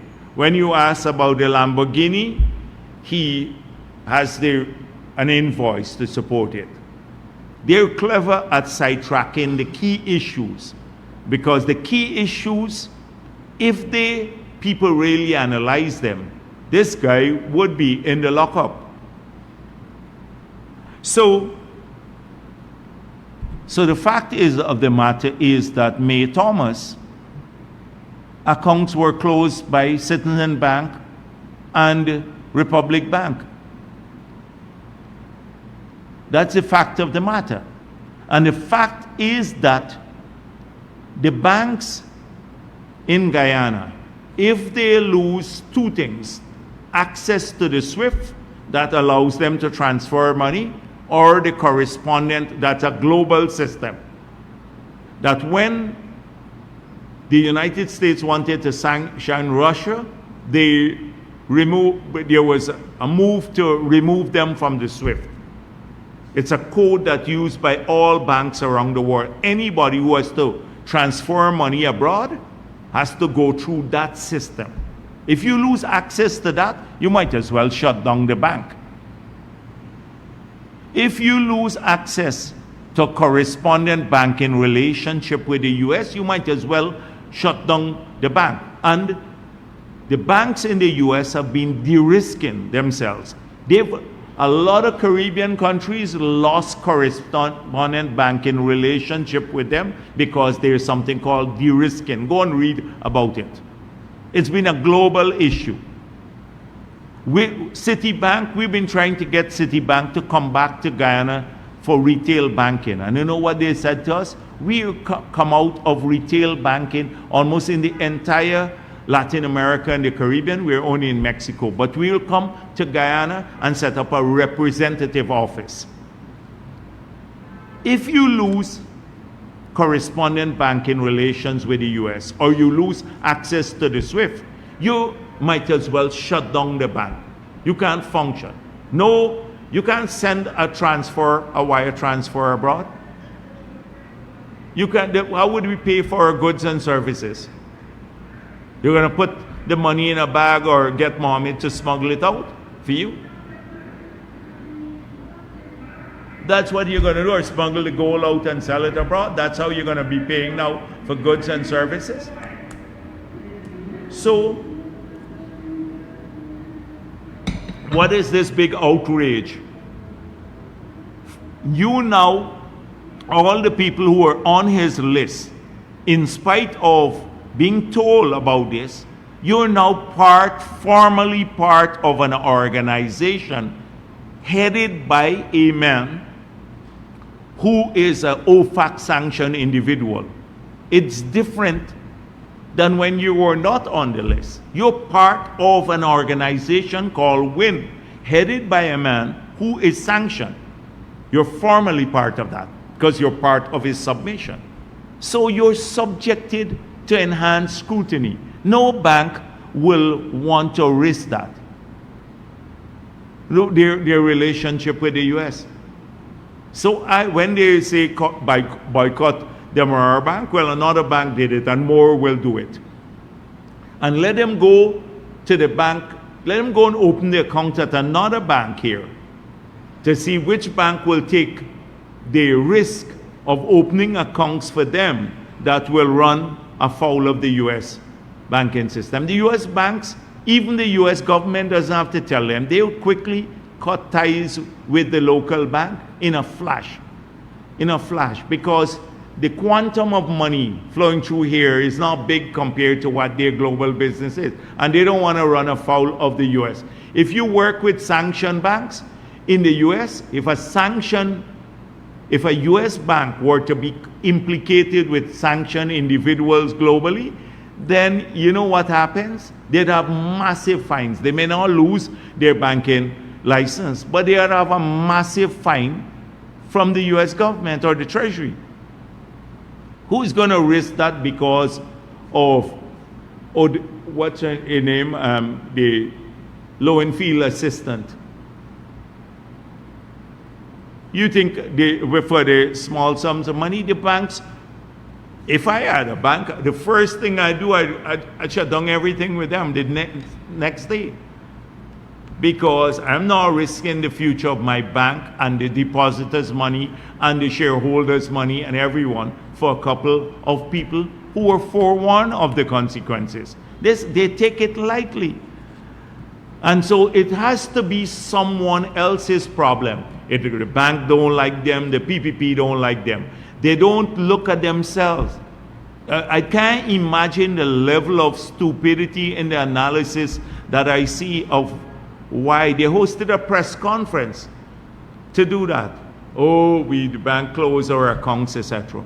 People are almost, I'm sure that they're going to examine everyone on their list, because why would the banks risk themselves? And for example, the private sector here, the private sector must be worried about for them, their staff and stuff. Imagine you have what the US ambassador said, coming back to that issue. If look how many franchises you have here. Starbucks, you have all of the other franchises now, US-based franchises and stuff. You don't want to lose your jobs or your money that you're investing in these things. In the private sector must be worried too, must be extremely worried about the possibility of a sanctioned individual, causing consequences for them and their families and their businesses and their employees. All because this guy wants to protect his own ass. That's what I'm... We've seen opposition MP German Figueroa recently endorse President Ali. Could you clarify whether he has joined the PPP formally as a member? No, and he's not required to join the PPP as a member. We don't have these rules that if you come to us, you have to carry a party card. You have to cuss the other side. We don't work that way.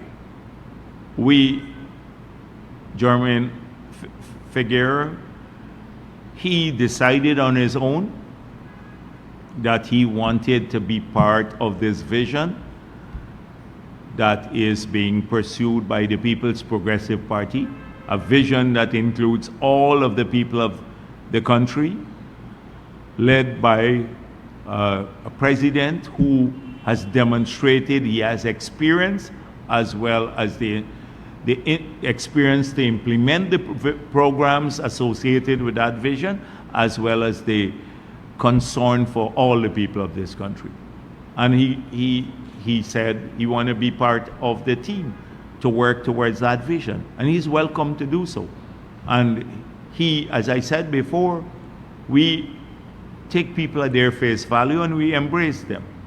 We're not a party of suspicion, etc. And his work will determine how much he believes in that vision. And I hope that he could also be a conduit, as so many other people, to those young kids who get misled by the lies they're told.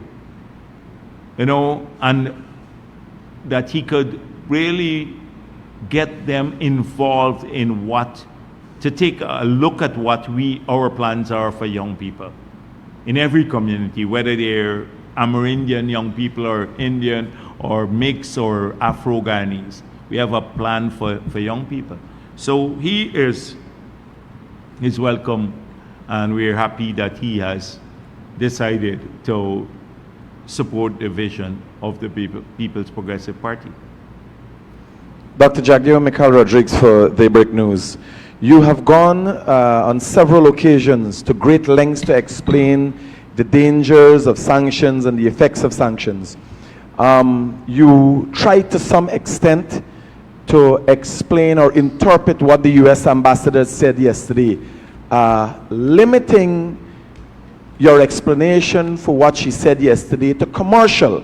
But she also suggested look at Afghanistan, which suggested general turmoil in a country. Given all of this, given all of these worrying factors, the Americans have brought sanctions against the Mohammeds, a government official. Banks are running scared as a result of the risk of doing business with people closely associated with Mohammed. The Americans revoking visas of people even seen with the Mohammeds. Your government has done nothing to counter the effects that Mohammed would have on this country, the negative effects coming to this country. Your government has done nothing, although so much is within their power, although you have said so much about the criminality as it relates to the Mohammeds. Your government has done nothing so far, even with all the pressure coming from the Americans and what was said yesterday by the American ambassador. What do you have to say to that? So we act in accordance with the laws.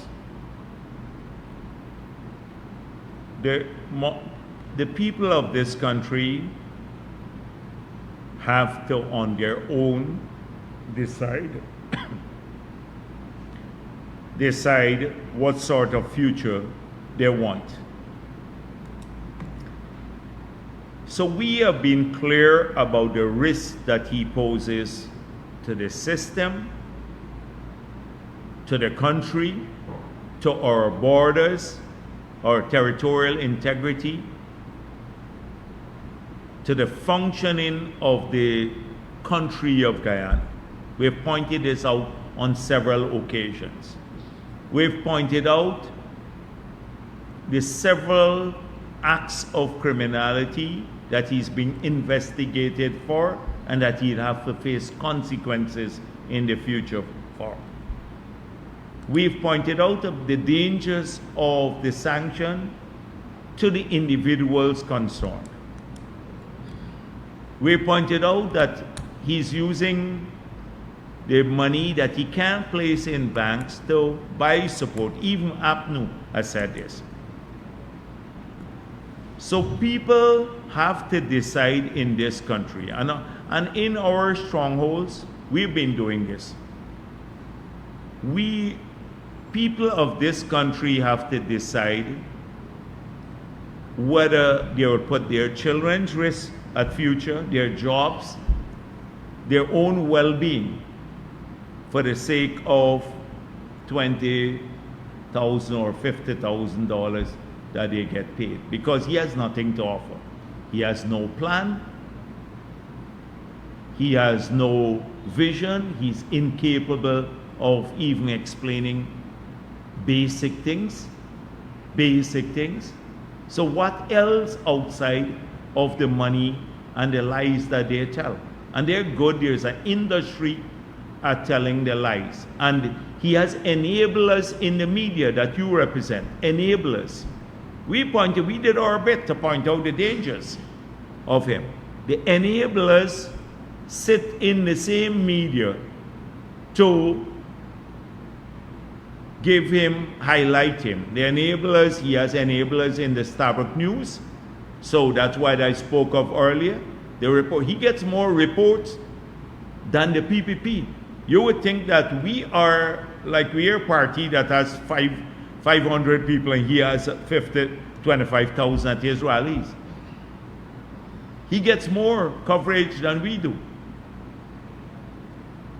And they select the reporters. So a particular reporter goes to cover him. I don't want to call her name, but she does that. They select it. She covers the Starbuck News pages and gives them a favorable view.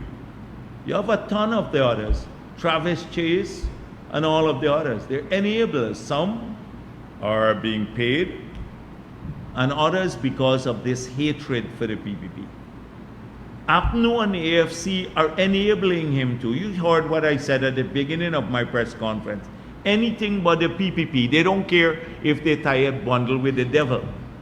Anything but the PPP. So he has enablers in this country, including from the media. So don't blame the PPP. We point out the dangers. But people have to make choices. And that's what we're saying to our supporters. If APNU doesn't want to say that to its supporters, it's different. So I don't see, we're not going to lock the Mohammed up just like that, if that's what you're hoping to do, that we pick him up and lock him up just for anything. We have due process in the country. But at the end of the due process, given the evidence that is available now, he'll have to face consequences for everything. The taxes evaded. So that's how I see it. When your government was voted in, was to serve a majority of people and to protect those people. Why do you everything else, you decided you'll build roads, you'll set up infrastructures, you'll set up hospitals. Yeah, so why not protect those people? What would you like us to do tomorrow? What would you like us to do to protect the people? Heard about GRA executing his job, Soko execute. If a man got a vehicle, 2 vehicles in the yard, Soko runs and goes and seizes his vehicle. Mohammed has been sanctioned. And so who But, does but nothing? clearly you're not following what's going on. The government has to act in a certain way. The government has to act lawfully too. I can understand the feeling that one person could get away with murder literally when they have tough action against people. There's this view that because he has compromised several people in these agencies, he could get away with literally murder. Trust me, it's not going to happen. We got the information, we went to court on the matter. He put in an invoice. You talk about the Lamborghini. He said he paid $75,000 for it.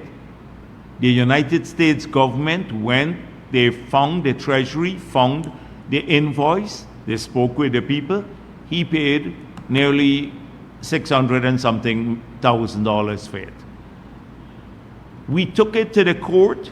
The judge said, I can't accept that. And I will tell you why in September. So we can't, that's what was reported. So we couldn't appeal the case. So you saw what happened here.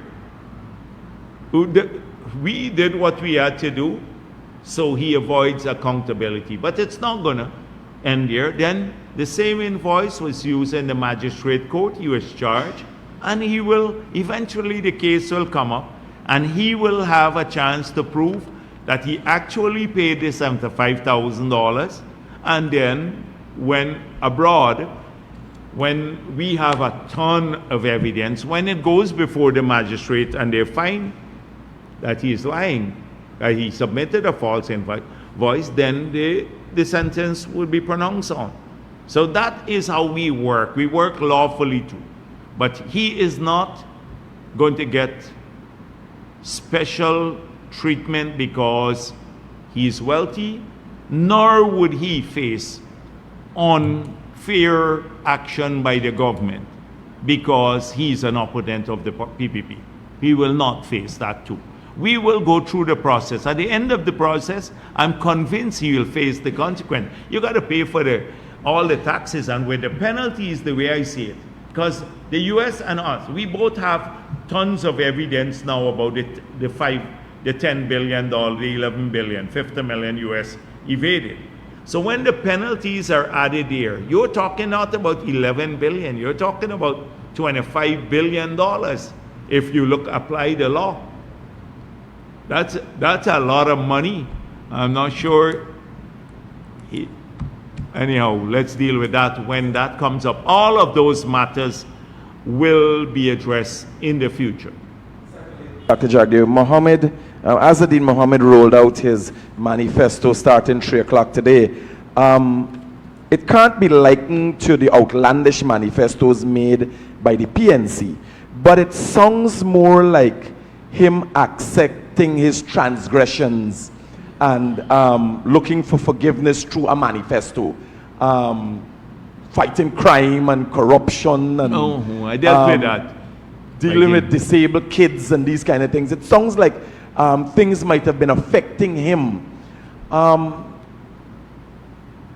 Given the kind of outlandish things these individuals are saying, what reassurance you have for Guyanese in general that your manifesto, PPP's manifesto, is still the best by far? I dealt with that earlier. I don't think you were here. So I don't want to go back through the entire thing. So the thing is that they've had a chance to look at everybody's stuff and they come up with, as I said before, I hope he spoke about the framework, the macroeconomy, etc. You know, they gave him a piece of paper, I'm sure. Yes, he will read from a script there, and I'm sure if interrogated about how he'd finance it, etc. He had the media asked him questions. I would love to see it later. If he had a free-flowing thing like what we have here, any media house could come and ask anything. I'd love to see him defend a piece of paper that they gave him to read, like a school child. So, but they're going to curate that. Let me tell you, coming back to the same point about the falsehoods. So you can't believe anything these people say. So you know, last week when I spoke about the doggy matter. And where he brutally beat this young lady because she was trying to collect her money that he promised her after the nomination day. And by the way, I hope that he doesn't have to beat anyone else for the money for them to go to the Parfait project too. The Parfait meeting they had. I hope he doesn't have to do that. But we condemn it outright and said this is indicative of the way he mobilizes. He would mobilize through people like Doggy and the others. So thereafter, after Thursday, I saw, they said, his sister posted that somehow I was part of some plot to make her brother look bad. Well, in different language, the usual bullshit that she writes. And then the henpeck kept brother-in-law, Russian brother-in-law. He started posting about Jagdeo part of a plot with Amir from the Sheriff News Network. So I need to say that this man is a Russian who's, I want to repeat it, henpecked and kept. Just check what those things are. That's the only way I can characterize him. But he bullies a lot of people at the different meetings. He tries to bully even reporters. We'll deal with him later. But I didn't know that Amir spoke with Doggy about some matter. But clearly, they had a plot. So the plot was, after Doggy brutally beat this lady, they then took, the team Mohammed took Doggy to their home and then got this young lady to go there based on her statement to the police and try to cover it up.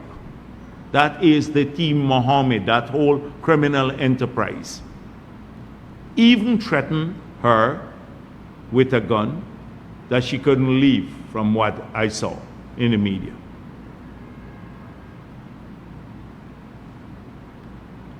How come that was part of the PPP plot or Jagdeo's plot? Did I tell Doggy to beat this young lady? Did I tell Azruddin Mohammed and his surrogates to cover this up? And then falsely issue a statement distancing themselves from the matter, whilst behind the scenes they were trying to cover it up because Doggy is his chief organizer, who said he gave the party the name. So they then got Doggy to issue apparently a statement saying he distanced himself from the party, which he said it's a fake now. So in that period, Doggy distanced himself from the party to remove the blame for beating up the woman for not getting her payment from the Mohammeds. So to remove him from it. And then later, Doggy rejoined him and saying, oh, it was just fake. Amir made me do it. And somehow Jagdeo is part of the plot.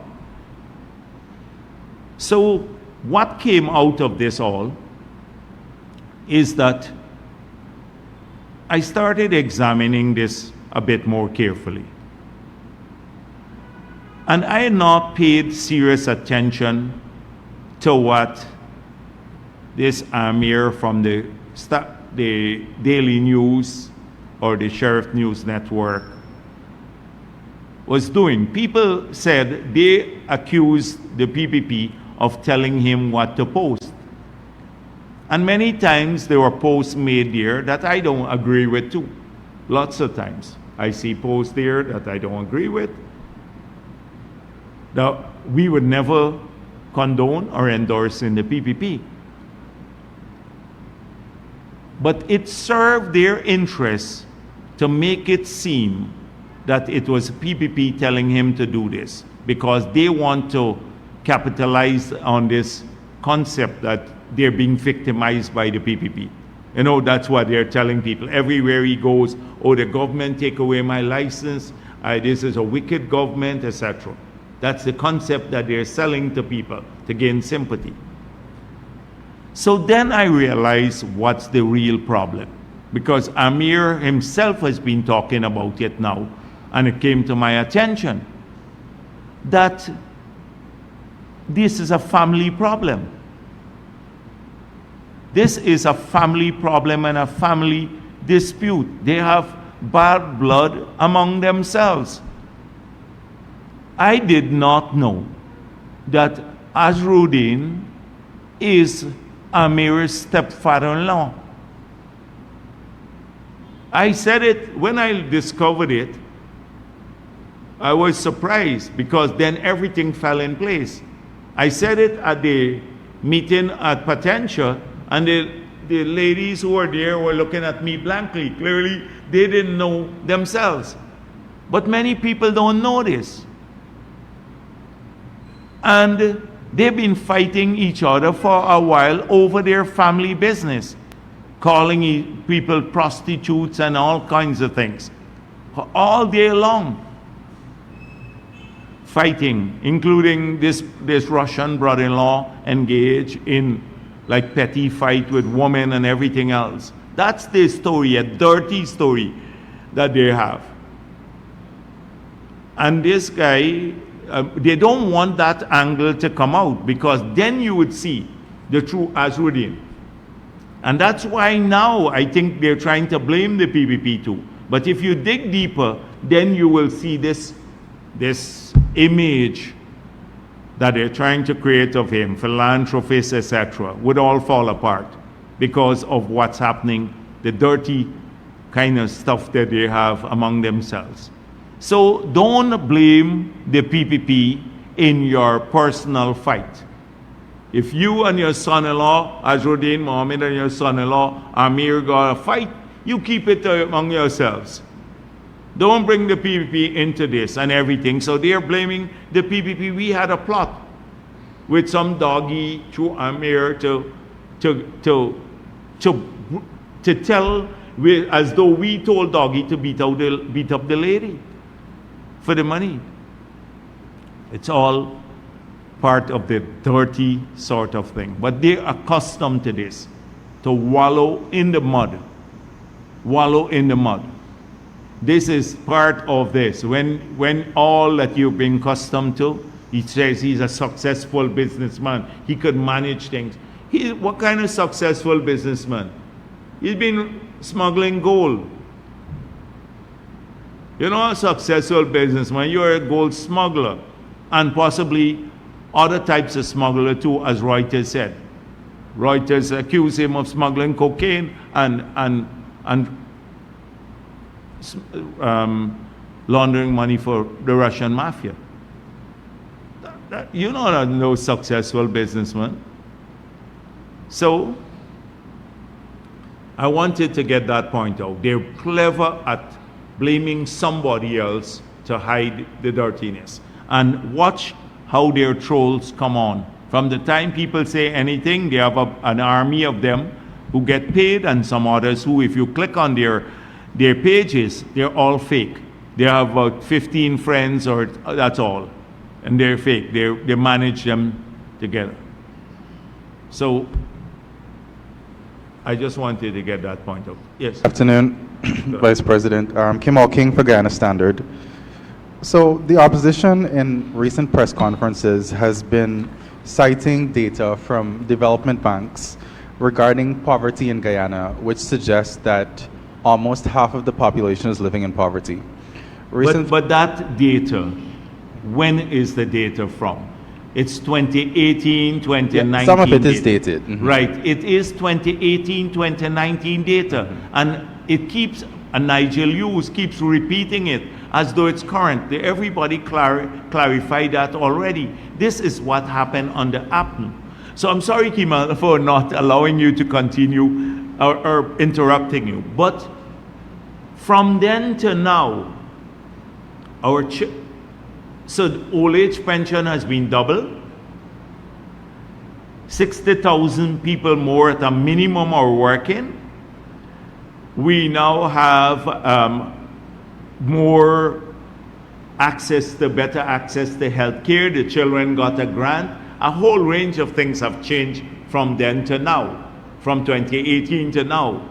So they keep citing the old poverty rate from 2018, shamelessly doing that. Nigel Hughes, when they were in the center of government, when Cathy Hughes was busy giving herself contract, she wasn't concerned about poverty when that report came out. That was a 2018 report, or a report that used 2018 data, and the World Bank itself clarified that. So that was the poverty data. So my question is, given all of these things the government has done, the government has not focused on providing more updated empirical data on Yes. poverty and inequality. So is this something that you're looking I at doing? think we need to have another survey now, because it was a household income and expenditure survey. We need to look at that. And what it would show is that tons of people more are working, earning. Look at the disposable income again. Look at public sector. For all the people who are talking, if you go and take the wage bill in 2020 and look at what it is today, it's nearly $120 billion more. That's a lot of money. That's about, I was saying 500 million US dollars, but it's closer to 600 million, because when you add the wages increase to 2025, we didn't add the wages increase. That's what it is, 600 million US dollars more per year that goes into the pockets of public servants. That's a large sum of money. And you don't need, if you're talking about empirical data, give it to Azruddin, if he could navigate it, or Norton, ask him about it. So let's hear what they will say about that. Ask about the pensioners. The pensioners are getting $20 billion more per year, right? The children, $11 billion more per year because of the Because We Care grant. That sort of thing. So we need to do the household income and expenditure survey. That's something you're actually planning to do? Yeah, we will have to do it. Okay. Will the mid-year report be released before the election? Huh? The mid-year report. I don't know where they are at this point in time with this production, but I anticipate it should be ready. It should be ready.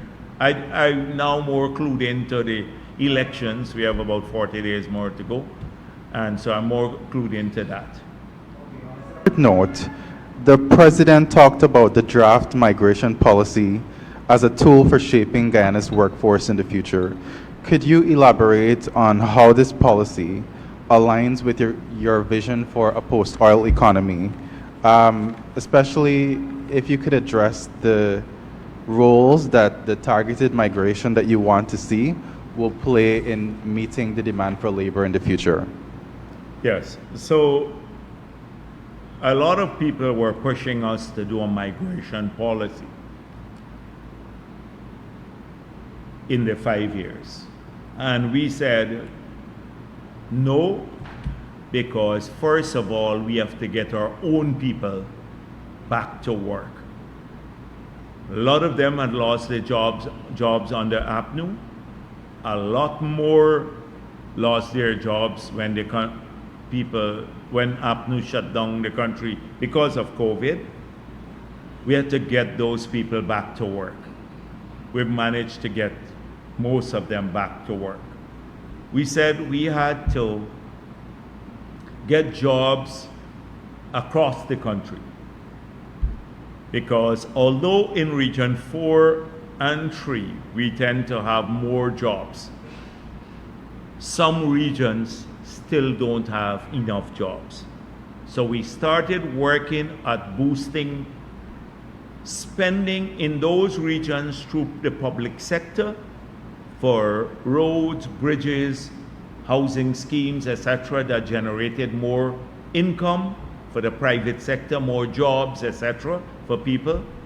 We went to the part-time job program to assist in those regions. We had about 15,000 people employed across the country, including in Region 10. We started moving initiatives there, so to get more of our people to work there. I have mentioned several times when I come here, like on Essequibo Coast, it's not perfect now, but at least more people are working. And the same thing in Berbice and in Region 10, etc. They have jobs in the Amerindian communities too. We still need to continue doing that, getting all of our people across Guyana, wherever they live, more jobs. So that's the key task. Thirdly, we want to get more women in the labor force. And so we started off by the part-time job, but we believe we can bring nearly 100,000 of our own people, our women, into the workforce. Because then we have more Guyanese working. We want, first of all, to take care of our people.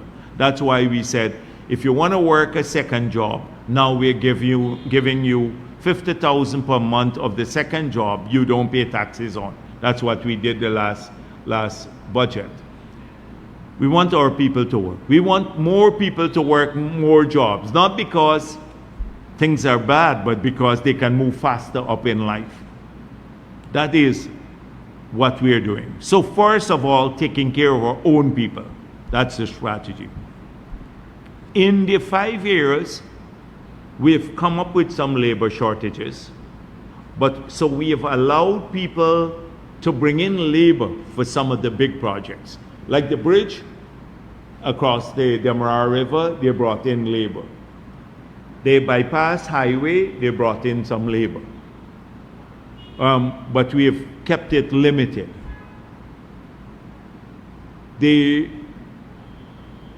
So that is what we have approached. On an ad hoc basis, we have approached people coming in with labor. We now need to move to something more formal, where we can debate it in Parliament, we can draft a policy, take it to the Parliament, have a debate, a full debate, and then settle on how we want to approach migrants, or to get more foreign labor into our country, because we'll need it based on our development plan, once our own people are working. So we're starting off, first of all, by knowing who is here. We want to know who is here. How many of us Guyanese are here by the issuance of this ID card with biometrics, and how many non-Guyanese are in our country, which we will know very soon when that survey is done. So we'll know how many Venezuelans are here, how many Chinese are here, Indians, wherever you're from. And they would have a separate card.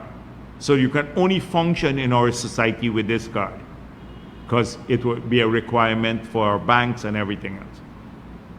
Once we know who we're here, and then we assess our demand for labor, we will then be able to agree to a migration policy that allows people to come and work here, treated differently, right? Treated decently, I should say, but have some differentiation between the benefits to Guyanese and those who are coming in. And that is the essence of what we're trying to do. So we're going to draft policy. Policy would have to be debated in Parliament. We're committing to that. We're not going to agree to a migration policy to just bring people in without having a full debate in Parliament on the matter. And we want to make sure that we know who is here first. So when we report to Parliament, we can say there are 50,000 foreigners here. This is the composition based on our records, etc. That's where we're headed. And so that will take into account all that we're working towards. The oil industry, the demand for labor there, well, where we want more of our people to work because they're higher paying jobs, the demand for the expansion of agriculture, and the other sectors of the economy. So it would take into account the manpower requirements of the country, and then the migration policy would be based on that. Okay, thank you. I'm just outlining some of the key principles of the policy.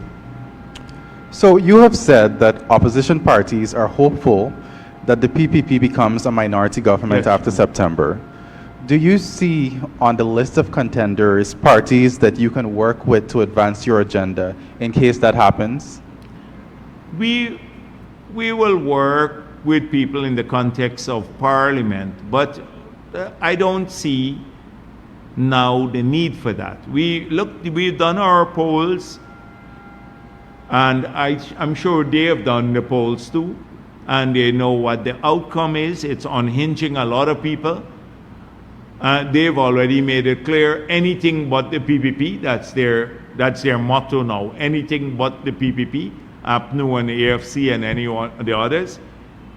But people know if you have a minority government in this country, the country suffers, and two, that having them in power is going to be a disaster for Ghana. They've seen it before, and it will be even worse if Azruddin Mohammed becomes the president, which is a far cry from reality. Okay, finally, we saw that Chevron recently won in its arbitration against Exxon and CNOOC and acquired Hess.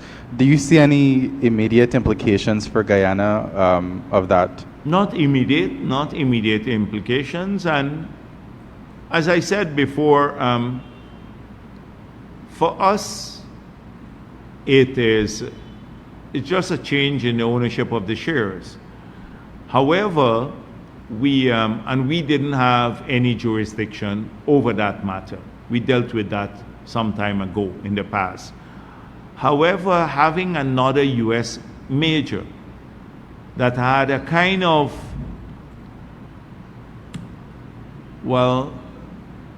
tense relationship with Exxon. So Chevron is one of the shareholders now of the company in Guyana, will be having acquired Hess's shares, and Exxon on the other side being another major shareholder. That tension between the two could serve our country better, because they're going to be working to ensure, remember, Exxon is also the operator. Outside of a shareholder, it's also the operator.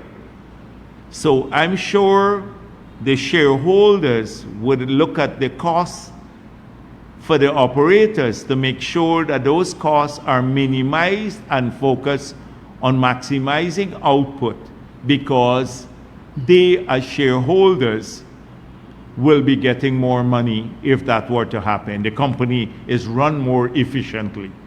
And if it's run more efficiently, it also maximizes our take. So if there was fear, for example, that Kaichor News, if they had fear that costs were inflated that we are auditing now, Chevron would also be concerned about that, because it is now a shareholder. And it will affect them too if costs are inflated by the operator. Exxon accountable? Accountable, yes. Okay. Accountable, and also focus more on optimal ways of managing the company. And so they have as a big shareholder. So. Good afternoon, Dr. Yes, Jagdeo. good afternoon. I just have one question. What do you say to voters who might be concerned that Guyana's debt is equivalent or almost equivalent to the money that is being earned from oil that is also being spent to help fund some infrastructural projects? So I didn't, the debt you are saying about? Yeah, it's actually equivalent to the money. Which figure are you talking about? The entire figure is 6 billion earned from oil, and we almost owe 6 billion as well, or have 6 billion. In debt. Yeah, but the thing is that, so what do you think the debt to GDP ratio is now? That it's one of the lowest, but still some Yes, folks but are concerned. But you have the answers yourself, right? No, but some folks are concerned that although we are earning from oil, Yeah. and we're still spending some of the oil money, rather than we're not using loans alone to fund these infrastructure projects, we're also using some of the oil. You understand? So people are a bit concerned that you borrow equivalent to the oil and we're spending from that. And I know that you said Yes. I know I that don't you get the point. So if we say 37% of the budget, right, comes from oil money. So clearly it means that the rest have to come from somewhere else. So we pointed out that about another 30-something% comes from revenue that is non-oil revenue, right? So the rest comes from loans every year to fund the projects. I outlined the principle of the loans. The loans are intended to support economic growth. So for example, gas to energy, Exim Bank, the part of the bridge is funded from a loan, part from the budget, about $100 billion from the budget, 100 million US from the budget, the rest from a loan. So it's to build these things, okay? So we clearly understand that before now, that oil revenue, non-oil revenue, and loans are funding the current budget. When people make these wild promises like APNU and the others, you have to think about, and when, like Ganla says, we have so much oil money. But knowing that, you have to say, these people are crazy. Because the budget here, which is to pay our public servants and to do the capital works, etc., even oil money can't be enough to do that, much less fund the big things they're promising to give away all this money. So that in itself should show how sterile and basically uneducated those suggestions are, because they're not sustainable. That's the first point I make it. So we outline clearly we'd have to continue borrowing into the future until I made this point a couple of weeks ago. So when we finish building the bridge, say the bridge across the Demerara River and all the bridges to Lethem and the one across the river in Linden and all the highways, but most of which are already awarded. We don't have to spend that money anymore, right? So then the capital budget shrinks. So the biggest part of our budget is the capital budget now, unlike on the APNU. They were spending it on consumption, we're spending it on capital. So when that reduces, it means now that our overall budget can be reduced and we can fund more the recurrent parts of our demand, like more higher wages, better conditions of services for our nurses, our teachers, everyone else, every guy needs more cash grants, etc. We anticipate by 2027 we would not have any need to borrow because we will be able to fund more of our activities from the budget, maybe 2027, 2028 or so, around that level. But even if we do borrow, when you look at the debt now in relation to the size of our economy, that is your capacity to repay, it's tiny compared to the past. It was 153% of revenue. Then it came down in 2015 to 45% of, no, that was under servicing. 10% of revenue to service the debt. Now it's down to 5% of revenue to pay back the debts. The debt in itself was 900% of the economy when we took office. Before oil, 45% of GDP. Now it's down to about 13% of GDP. So it's two of the lowest figures in the world. The debt to GDP ratio and the debt servicing to revenue ratio. Two of the lowest in the world now, and will continue to be like that in the future. So that is how we are approaching the matter in a sustainable way, in a long-term way. The United States of America now, to service their debt, they need $1 trillion per year. $1 trillion. Their debt is over 100% of GDP. In almost all the European countries, their debt to GDP ratio, which is 13% in Guyana, is nearly 100% or over 100% in many European countries. In Japan, it's 250% GDP. Japan, I think, is the third largest economy in the world.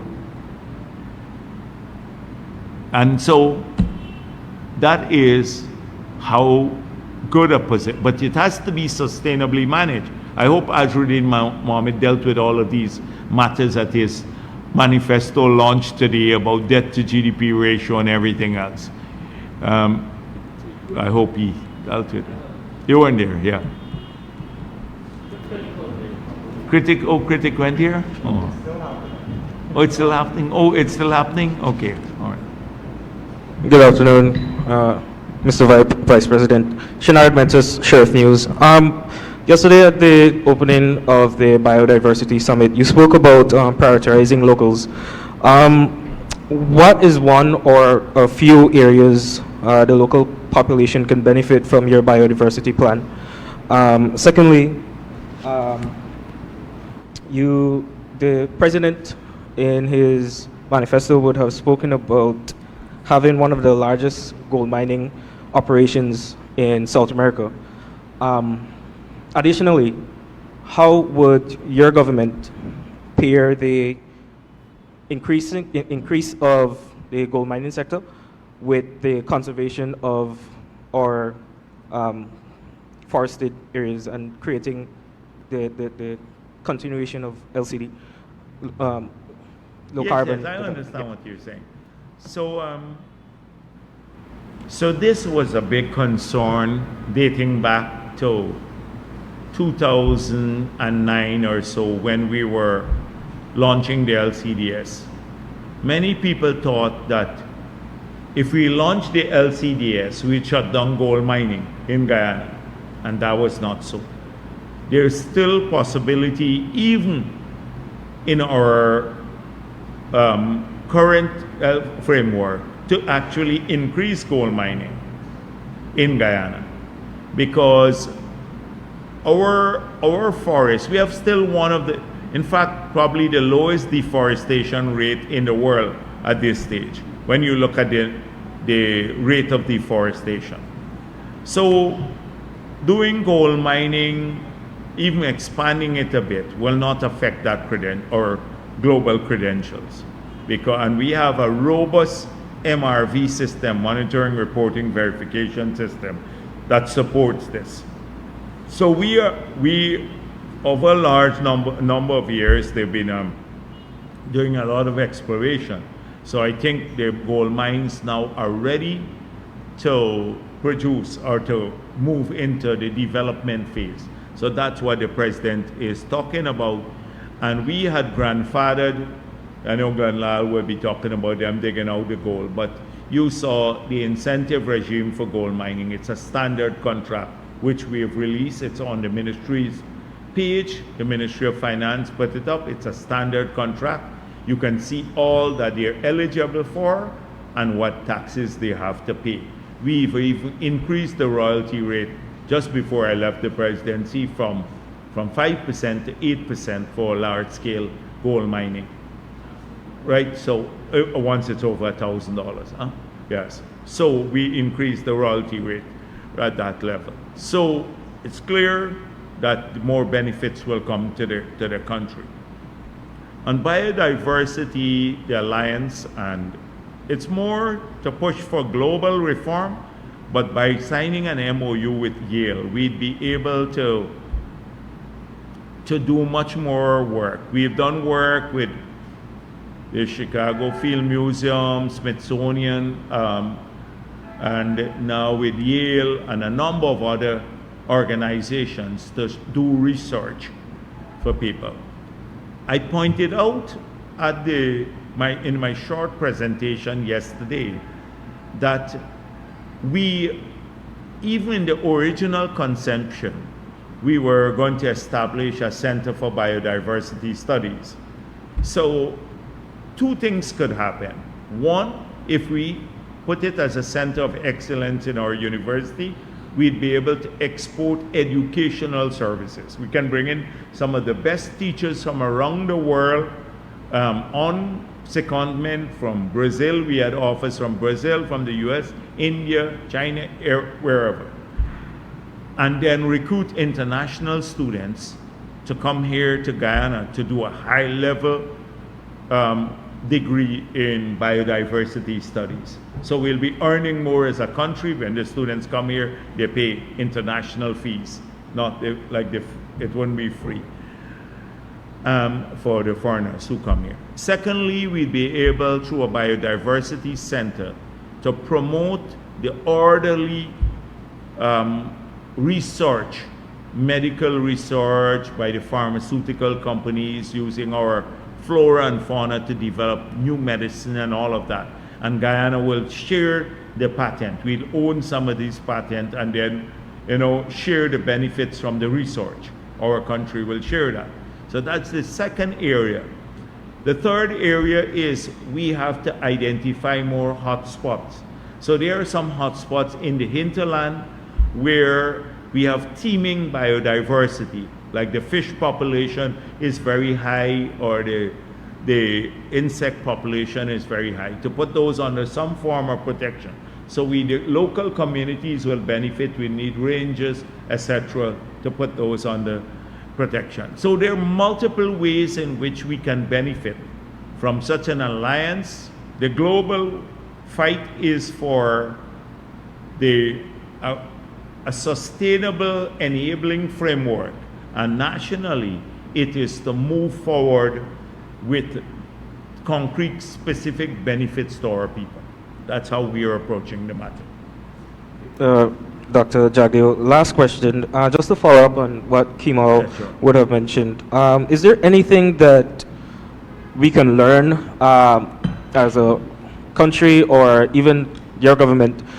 Is there anything that we can learn from the recent case with Hess and ExxonMobil, the recent case that happened? Is there anything that we could learn about creating policies, new policies or whatnot for oil exploration? Well, that was a dispute they had. Exxon went and sought arbitration, claiming that it had the right of first refusal for the sale of the shares. It went to arbitration and Chevron prevailed, so they can conclude the deal.